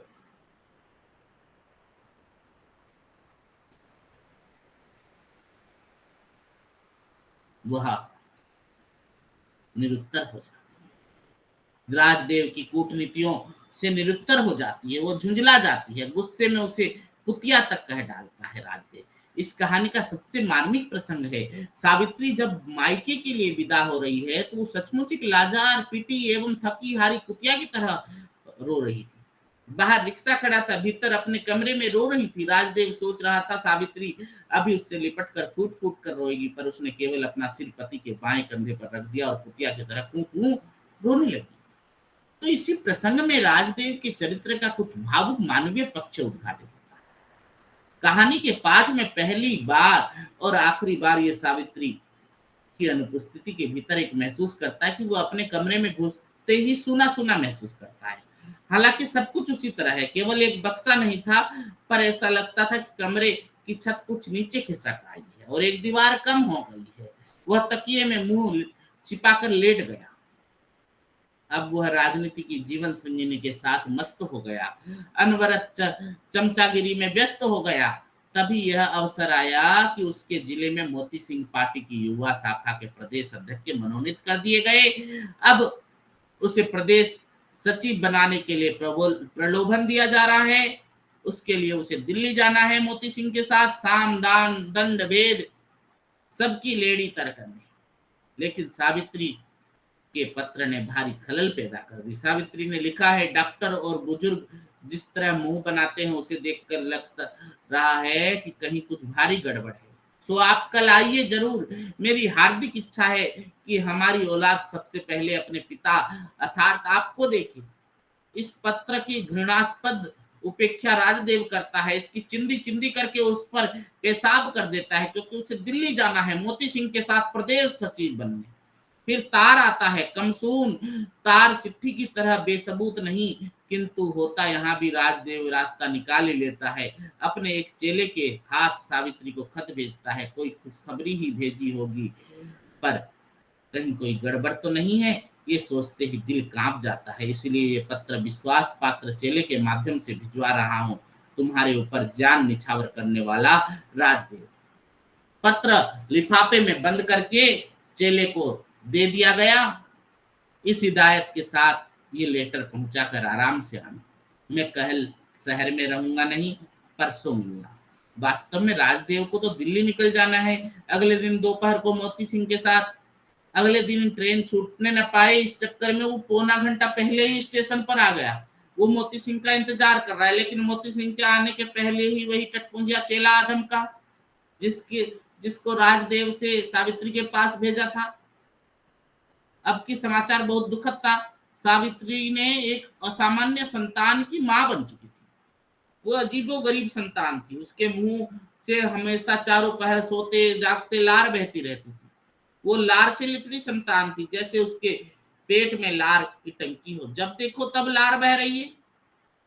वह पीली एवं दुर्बल थी, चिचकी हुई थी, बहुत बासी तरोई की तरह। उसमें जीवन के चिन्ह नहीं थे, जीवन गायब था, बस जीवन की परछाई थी। वो हंसती नहीं थी, रोती नहीं थी। हाँ, कोई उसके हाथ छुए तो चिल्लाने लगती थी। हाथ में जीवन था, पर हाथों की गति असहज थी। उसको वह गोरी गोरी और पिलपिली थी, लगता मृत्यु ने ढेर सारा बलगम थूका है। तभी राजदेव को मोती सिंह आते देखते हैं। चेला अब भी जवाब चाह रहा था। राजदेव चेले को फिर सावित्री के पास भेज दिया और हिदायत के साथ, कोई खास बात हो तो यहाँ दिल्ली के पते पर तार कर देना होगा। वास्तव में प्रदेश सचिव बनना उसके लिए ज्यादा महत्वपूर्ण है। ये बात तब स्पष्ट हो जाती है जब मोती सिंह के साथ एसी डिब्बे में बैठा सोच रहा था। उसके हाथ में मोती सिंह का दिया गया एक संतरा है। यदि दुर्योग बस बीवी और बच्चा दोनों मर गए तो उसने निश्चय किया कि यदि ऐसा हुआ तो अपने बायोडाटा में जोड़ेगा कि पब्लिक की सेवा में, पार्टी की खिदमत में गृहस्थी तबाह हो गई। देखो तो परिवार उजड़ गया। इस संबंध में टटपुंजियों का तार मिला तो नत्थी कर देगा। तो ये तीन स्तर पर चलती हुई मुक्ति के स्तर पर, एक उसर पर और बायोडाटा, ये तीनों जो कहानी का जो त्रयांश है, यहां पर युवा राजनीति में बढ़ते जा रहे लंपट तत्वों की कहानी है।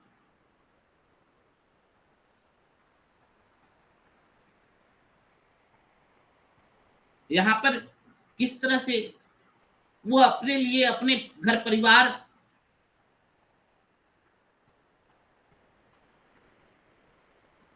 के नाश को अपने बायोडाटा में जोड़ने की बात कर रहा है।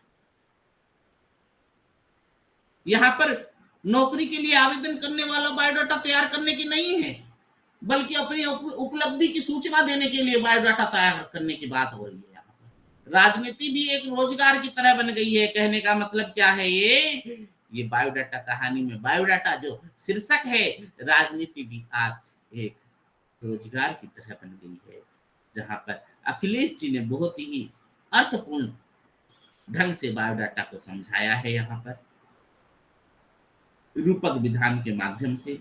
अगर कहानी में कुछ प्रश्न आएगा तो उसमें राजनीतिक परिदृश्य का विवेचन ही आ सकता है। अखिलेश की कहानी बायोडाटा के माध्यम से राजनीतिक परिदृश्य को उजागर कीजिए, यही आ सकता है। तो सुशीला टोगभेरे की कहानी, दलित कहानी सिलिया की चर्चा करेंगे। अब तक हमने नारी संबंधित कहानियां पढ़ी, किसान संबंधित कहानियां पढ़ी,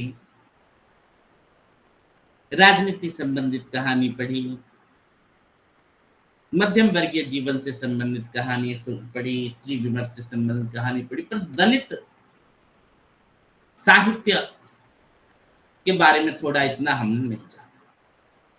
तो आगे की जो 2 कहानियां हैं यह इसी संदर्भ में लिखी गई हैं। इकाई 20 की कहानी सिलिया, सुशीला टोगभोरे की कहानी दलित कथा आंदोलन की एक महत्वपूर्ण लेखिका है। हिंदी साहित्य में दलित आंदोलन में जिन लेखकों का नाम सामने आता है, ओम प्रकाश वाल्मीकि, सूरज पाल चौहान, जयप्रकाश करदम, डॉक्टर दयानंद बटोही, शिवराज सिंह बेचैन, मोहनदास रेमिशराय, उसी समय जब दलित साहित्य अपनी पहचान बना रहा था 8वें या 10वें दशक में,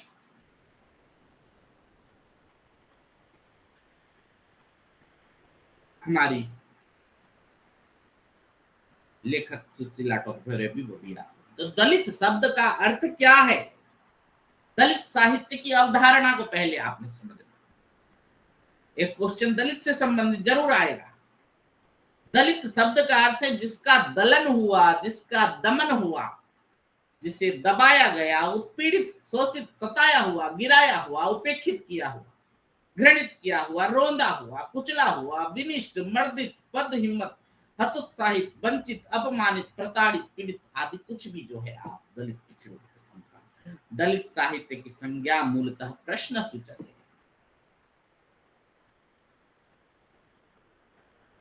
दलित साहित्य की परिभाषा ओम प्रकाश वाल्मीकि के शब्दों में, दलित शब्द दबाए गए, शोषित, पीड़ित, प्रताड़ित के अर्थों के साथ जब साहित्य में जुड़ता है तो विरोध और नकार की ओर संकेत करता है। वो नकार चाहे विरोध, चाहे व्यवस्था का हो, चाहे सामाजिक विसंगतियों का या धार्मिक रूढ़ियों का, जब ये विषमताओं का या भाषा प्रांत में अलगाव का हो जाता है, तो साहित्य, दलित साहित्य नकार का साहित्य है जो संबंध से उपजा है, जिसमें समता, स्वतंत्रता और बंधुत्ता का भाव है। तो सिलिया कहानी की हम सीधे सारे चर्चा करते हैं। दलित कहानी के बारे में आप थोड़ा पढ़ लीजिएगा, चर्चा करेंगे। फिर आज समय कम है तो सुशीला टोगभोरे के बारे में थोड़ा मैं बता दिया।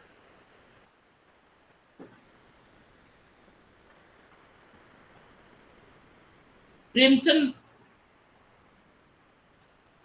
की कथा नायिका में भी एक सिलिया है,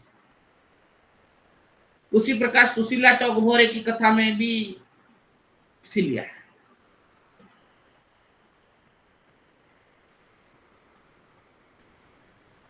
पर सुशीला टोगभोरे की सिलिया जो, इसमें दलित जीवन की पीड़ा है, क्षोभ है, तिरस्कार की आंच है, कटुता और आक्रामकता और जिजीविषा है, तो सीधा तर्क भी है और आत्मगर्भित भी है।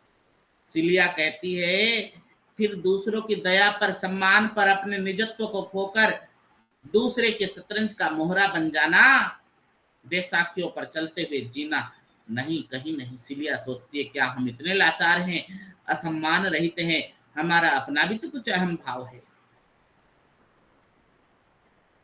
दलित नारी चेतना की अभिव्यक्ति है सिलिया।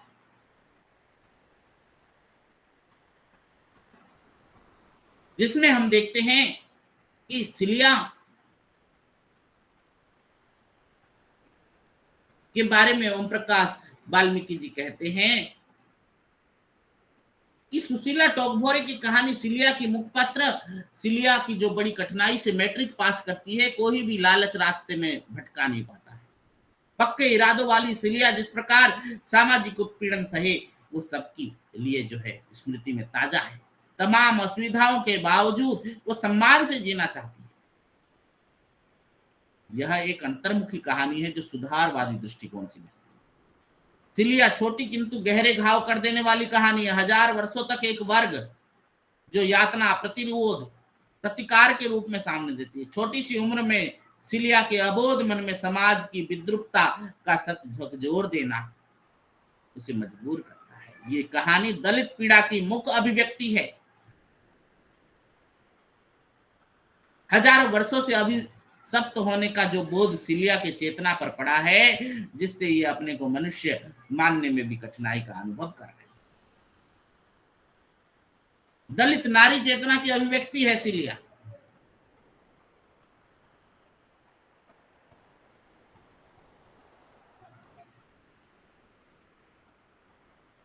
नारी चेतना का प्रश्न इसमें बहुत ज्यादा है और दलित सौंदर्य शास्त्र के रूप में भी सिलिया कहानी में मुख्य रूप से दिखाया गया। तो सुशीला टोकभोरे जी की एक महत्वपूर्ण कहानी है जिसमें नए मानदंड स्थापित करती है।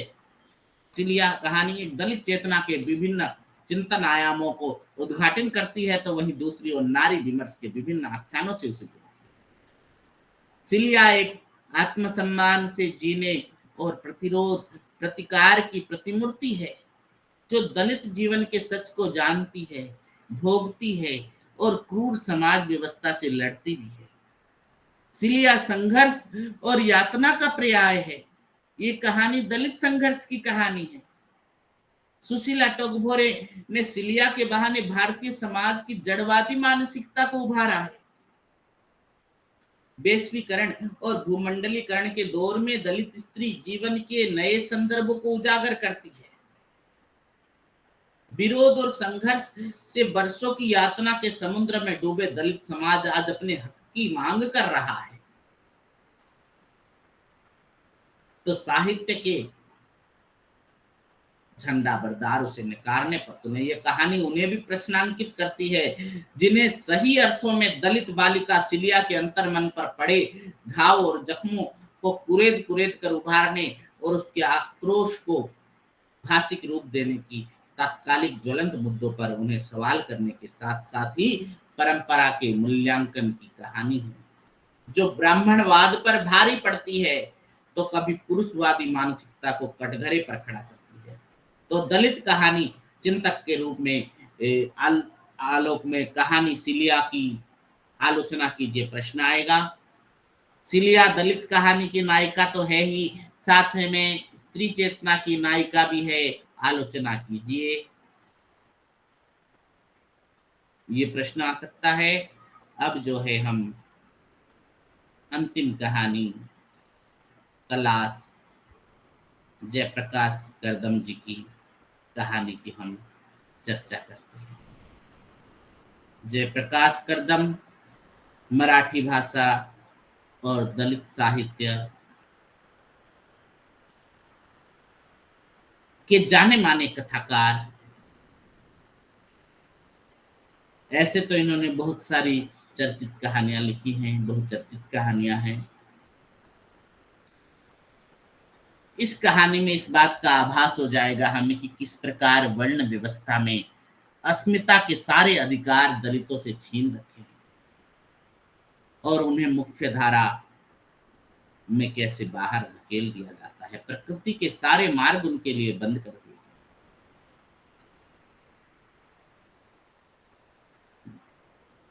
दलित कहानी की परंपरा अगर हम देखें तो हिंदी दलित साहित्य की प्रेरणा तो संत कबीर, संत रैदास, दादू दयाल, पीपा, रविदास जैसे संत नामों से चली पड़ी है। आमतौर पर आधुनिक दलित साहित्य की शुरुआत मराठी साहित्य में रचित साहित्य से मानी जाती है। आधुनिक दलित साहित्य आंदोलन ज्योतिबा फुले, सावित्रीबाई फुले, डॉक्टर अंबेडकर द्वारा चलाए गए सशक्त सामाजिक आंदोलन के परिणाम स्वरूप। आधुनिक दलित साहित्य की शुरुआत आत्मकथा एवं काव्य से शुरू हुई, धीरे धीरे आज ये अन्य विधाओं में भी आ गई।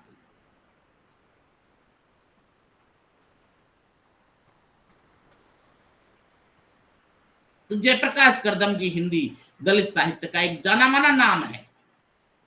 उत्तर प्रदेश के गाजियाबाद जिले में बहुत गरीब परिवार में जन्म हुआ। अपने शुरुआती दिनों में तो इन्होंने मजदूर का काम किया, चाहे वो फैक्ट्री हो या निर्माण कार्य हो,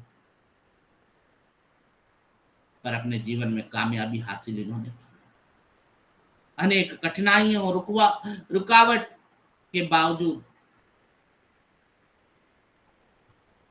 उन्होंने अपनी काबिलियत के बलबूते पर विभिन्न विभागों में भी सेवाएं प्रदान की, जैसे राज्य सरकार में बैंकिंग सेवाएं, केंद्रीय राजभाषा सचिवालय, भारत सरकार, मॉरिशस के उच्च आयुक्तालय में सेकंड सेक्रेटरी के तौर पर काम कर रहे थे। इतना ही नहीं, उच्च पदों पर काम करने के बाद भी उन्होंने गरीबों का साथ नहीं छोड़ा।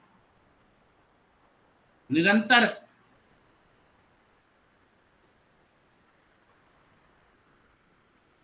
उनके हित में लेखन कार्य करते रहे। तलाश कहानी अगर हम देखते हैं, तलाश कहानी का प्रारंभ रामवीर की मकान की तलाश से शुरू हो। रामवीर एक व्यापार कर अधिकारी है।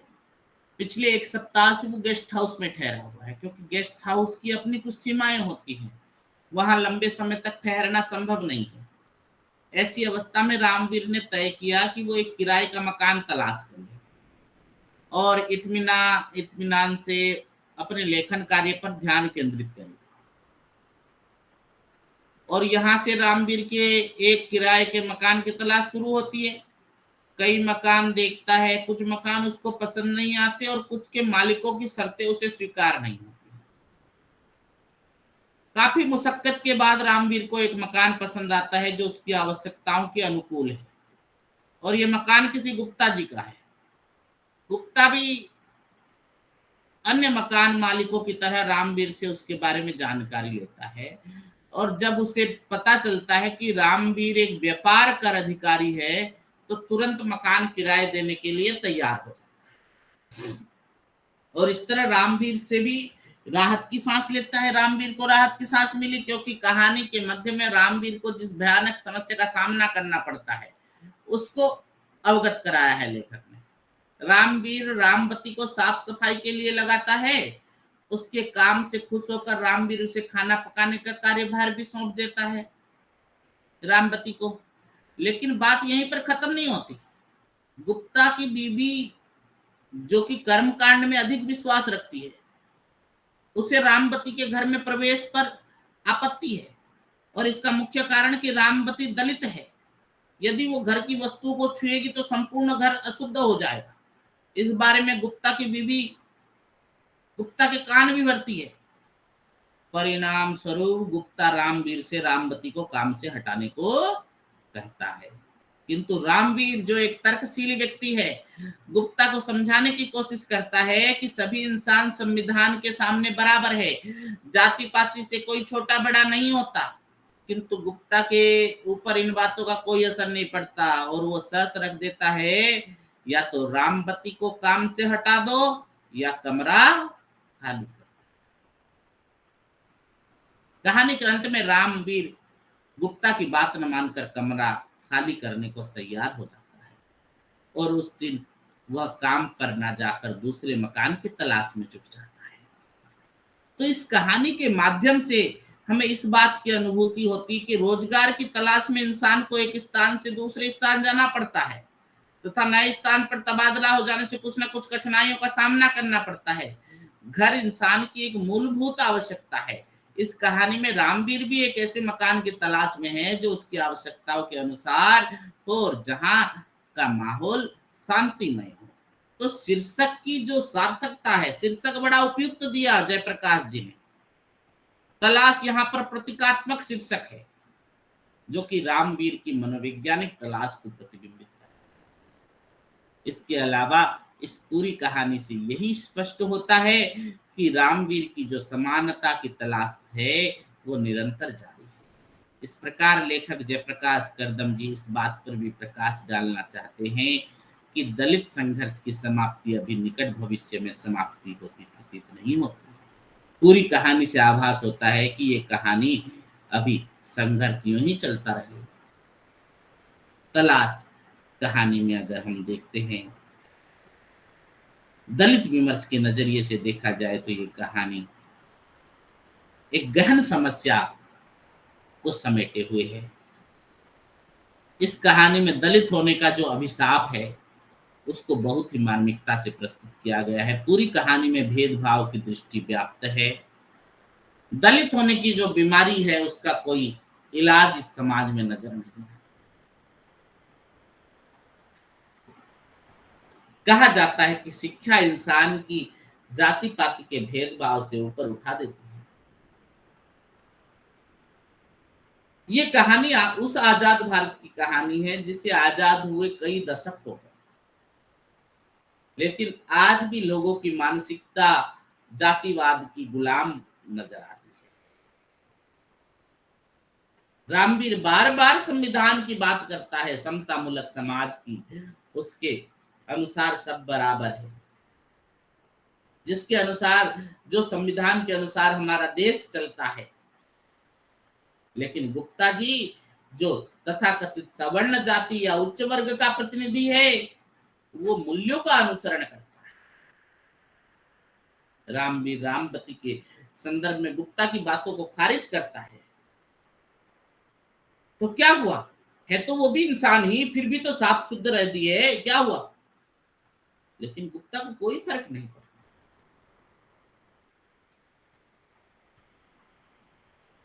एक दिन रामवीर गुप्ता की बात न मानकर कमरा छोड़ने के लिए तैयार हो जाता है। गुप्ता इंसानियत से ज्यादा जन्म या आनुवांशिकता पर विश्वास रखता है। लेखक ने यह वैज्ञानिक सवाल भी खड़ा किया है कि जब हम आधुनिक ज्ञान विज्ञान द्वारा आलोकित इस तर्क, तथ्य व सच्चाई को मानते हैं कि मनुष्य के व्यक्तित्व के विकास में आनुवांशिकता का काम और सामाजिक पर्यावरण व शिक्षा दीक्षा का योगदान ज्यादा है, तो तर्क इस बात को भी मानना होगा कि मनुष्य का जन्म कहाँ होगा ये तो उसके बस में नहीं है, लेकिन उसके जीवन अपने व्यक्तित्व की दिशा अपनी चेतना के सहारे तो निर्धारित कर सकता है वो। यदि बुद्ध का ये संदेश सच है कि अपदीपो भव, यदि स्वयं बुद्ध स्वयं राज परिवार से जन्म लेकर भी जीवन के सुखों को छोड़कर मानव की मुक्ति को मार्ग पर चले और मानवता के आदर्श बने, तो आधुनिक काल में ज्ञान विज्ञान और मानवीय चेतना के विकास के संदर्भ में इस बात को संभावना और भी बढ़ जाती है। तो बहुत ही सहज, सुंदर, सटीक भाषा का प्रयोग किया है जयप्रकाश करदम जी ने कहानी में। निष्कर्ष के तौर में कह सकते हैं कि तलाश जो कहानी है वो केवल रामवीर या रामवती या गुप्ता की कहानी नहीं है, वो पूरे समाज की कहानी। लेखक ने इन पात्रों के माध्यम से समाज में व्याप्त भेदभाव को पाठक को सामने रखने की कोशिश की, क्योंकि यदि कोई आशा की किरण नजर आती है तो वो केवल शिक्षित वर्ग में आती है। इस प्रकार की कहानियां एवं रचनाओं के माध्यम से ही सच को उजागर किया जा सकता है। जिस आजाद भारत का सपना हमारे देशभक्तों और महापुरुषों ने देखा था, वो भेदभाव को समाप्त किए बगैर साकार नहीं हो सकता है। तो ये एक सामाजिक यथार्थ है, अनुभवात्मक संवेदना है तलाश कहानी में। तो तलाश कहानी समाज में प्रचलित जातिवाद और दलित शोषण के खिलाफ मुक्ति संघर्ष की अभिव्यक्ति है। इस कहानी के माध्यम से जयप्रकाश करदम जी ने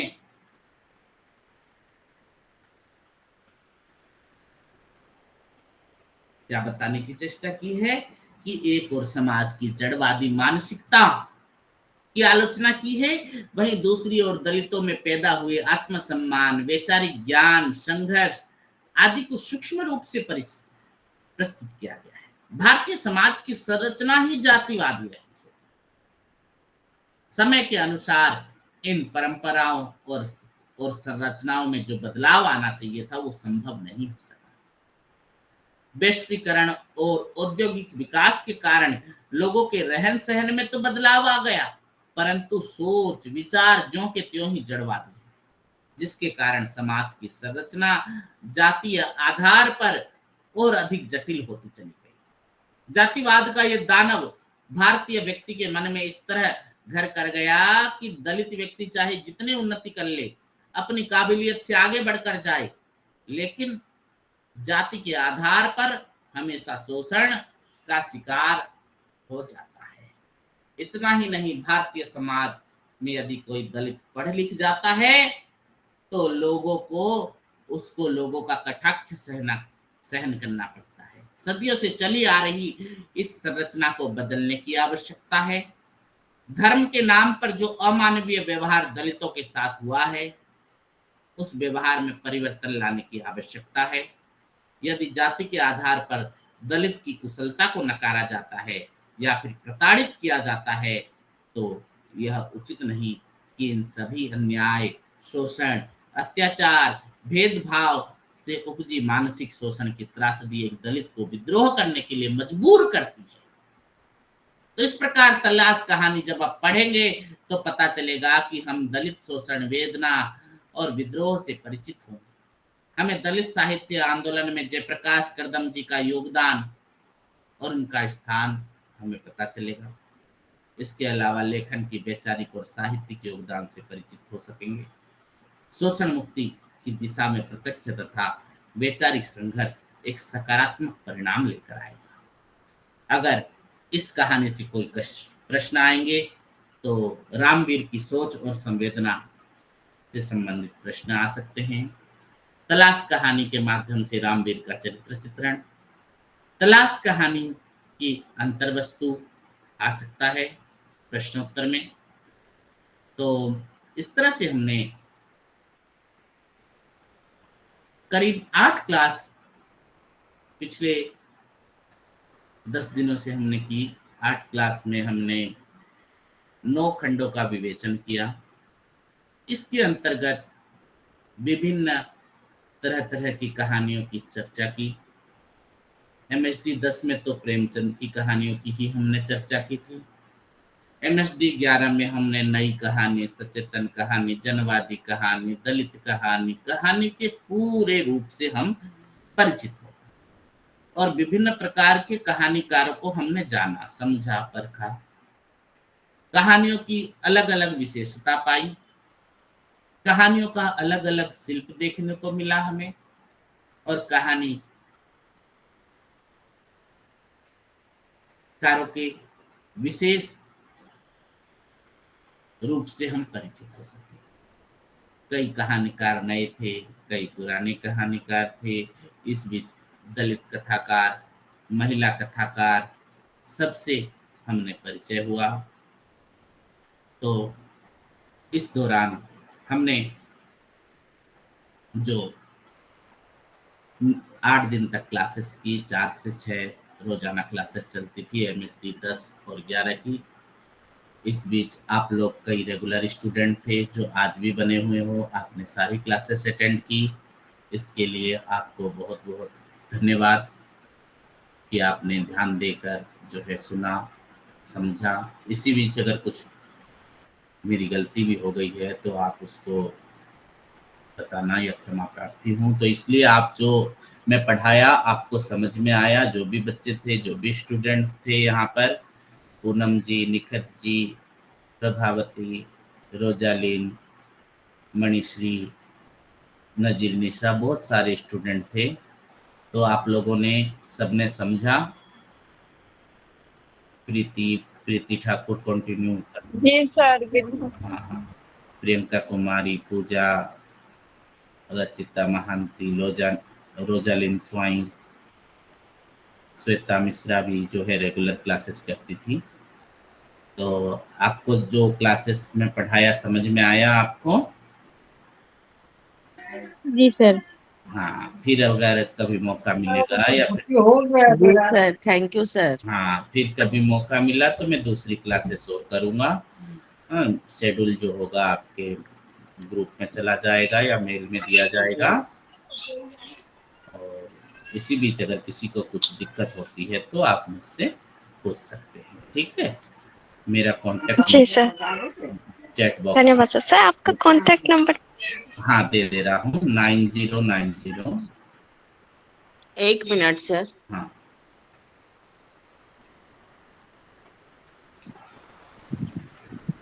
9090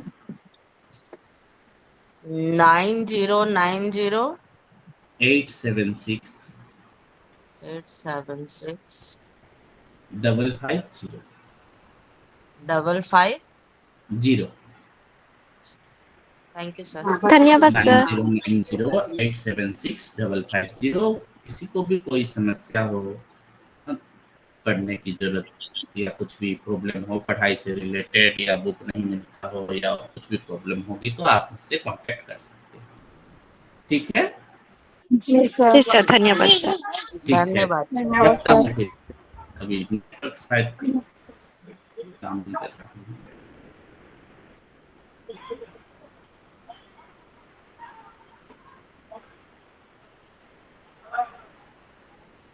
ठीक है, नेटवर्क की समस्या हो गई।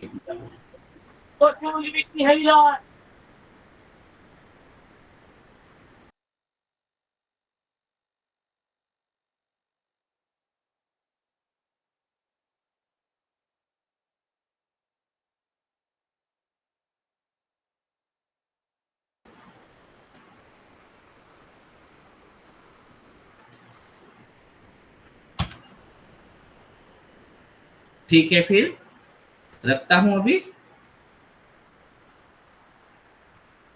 Bye sir. Okay bye. ठीक है पुष्पा जी।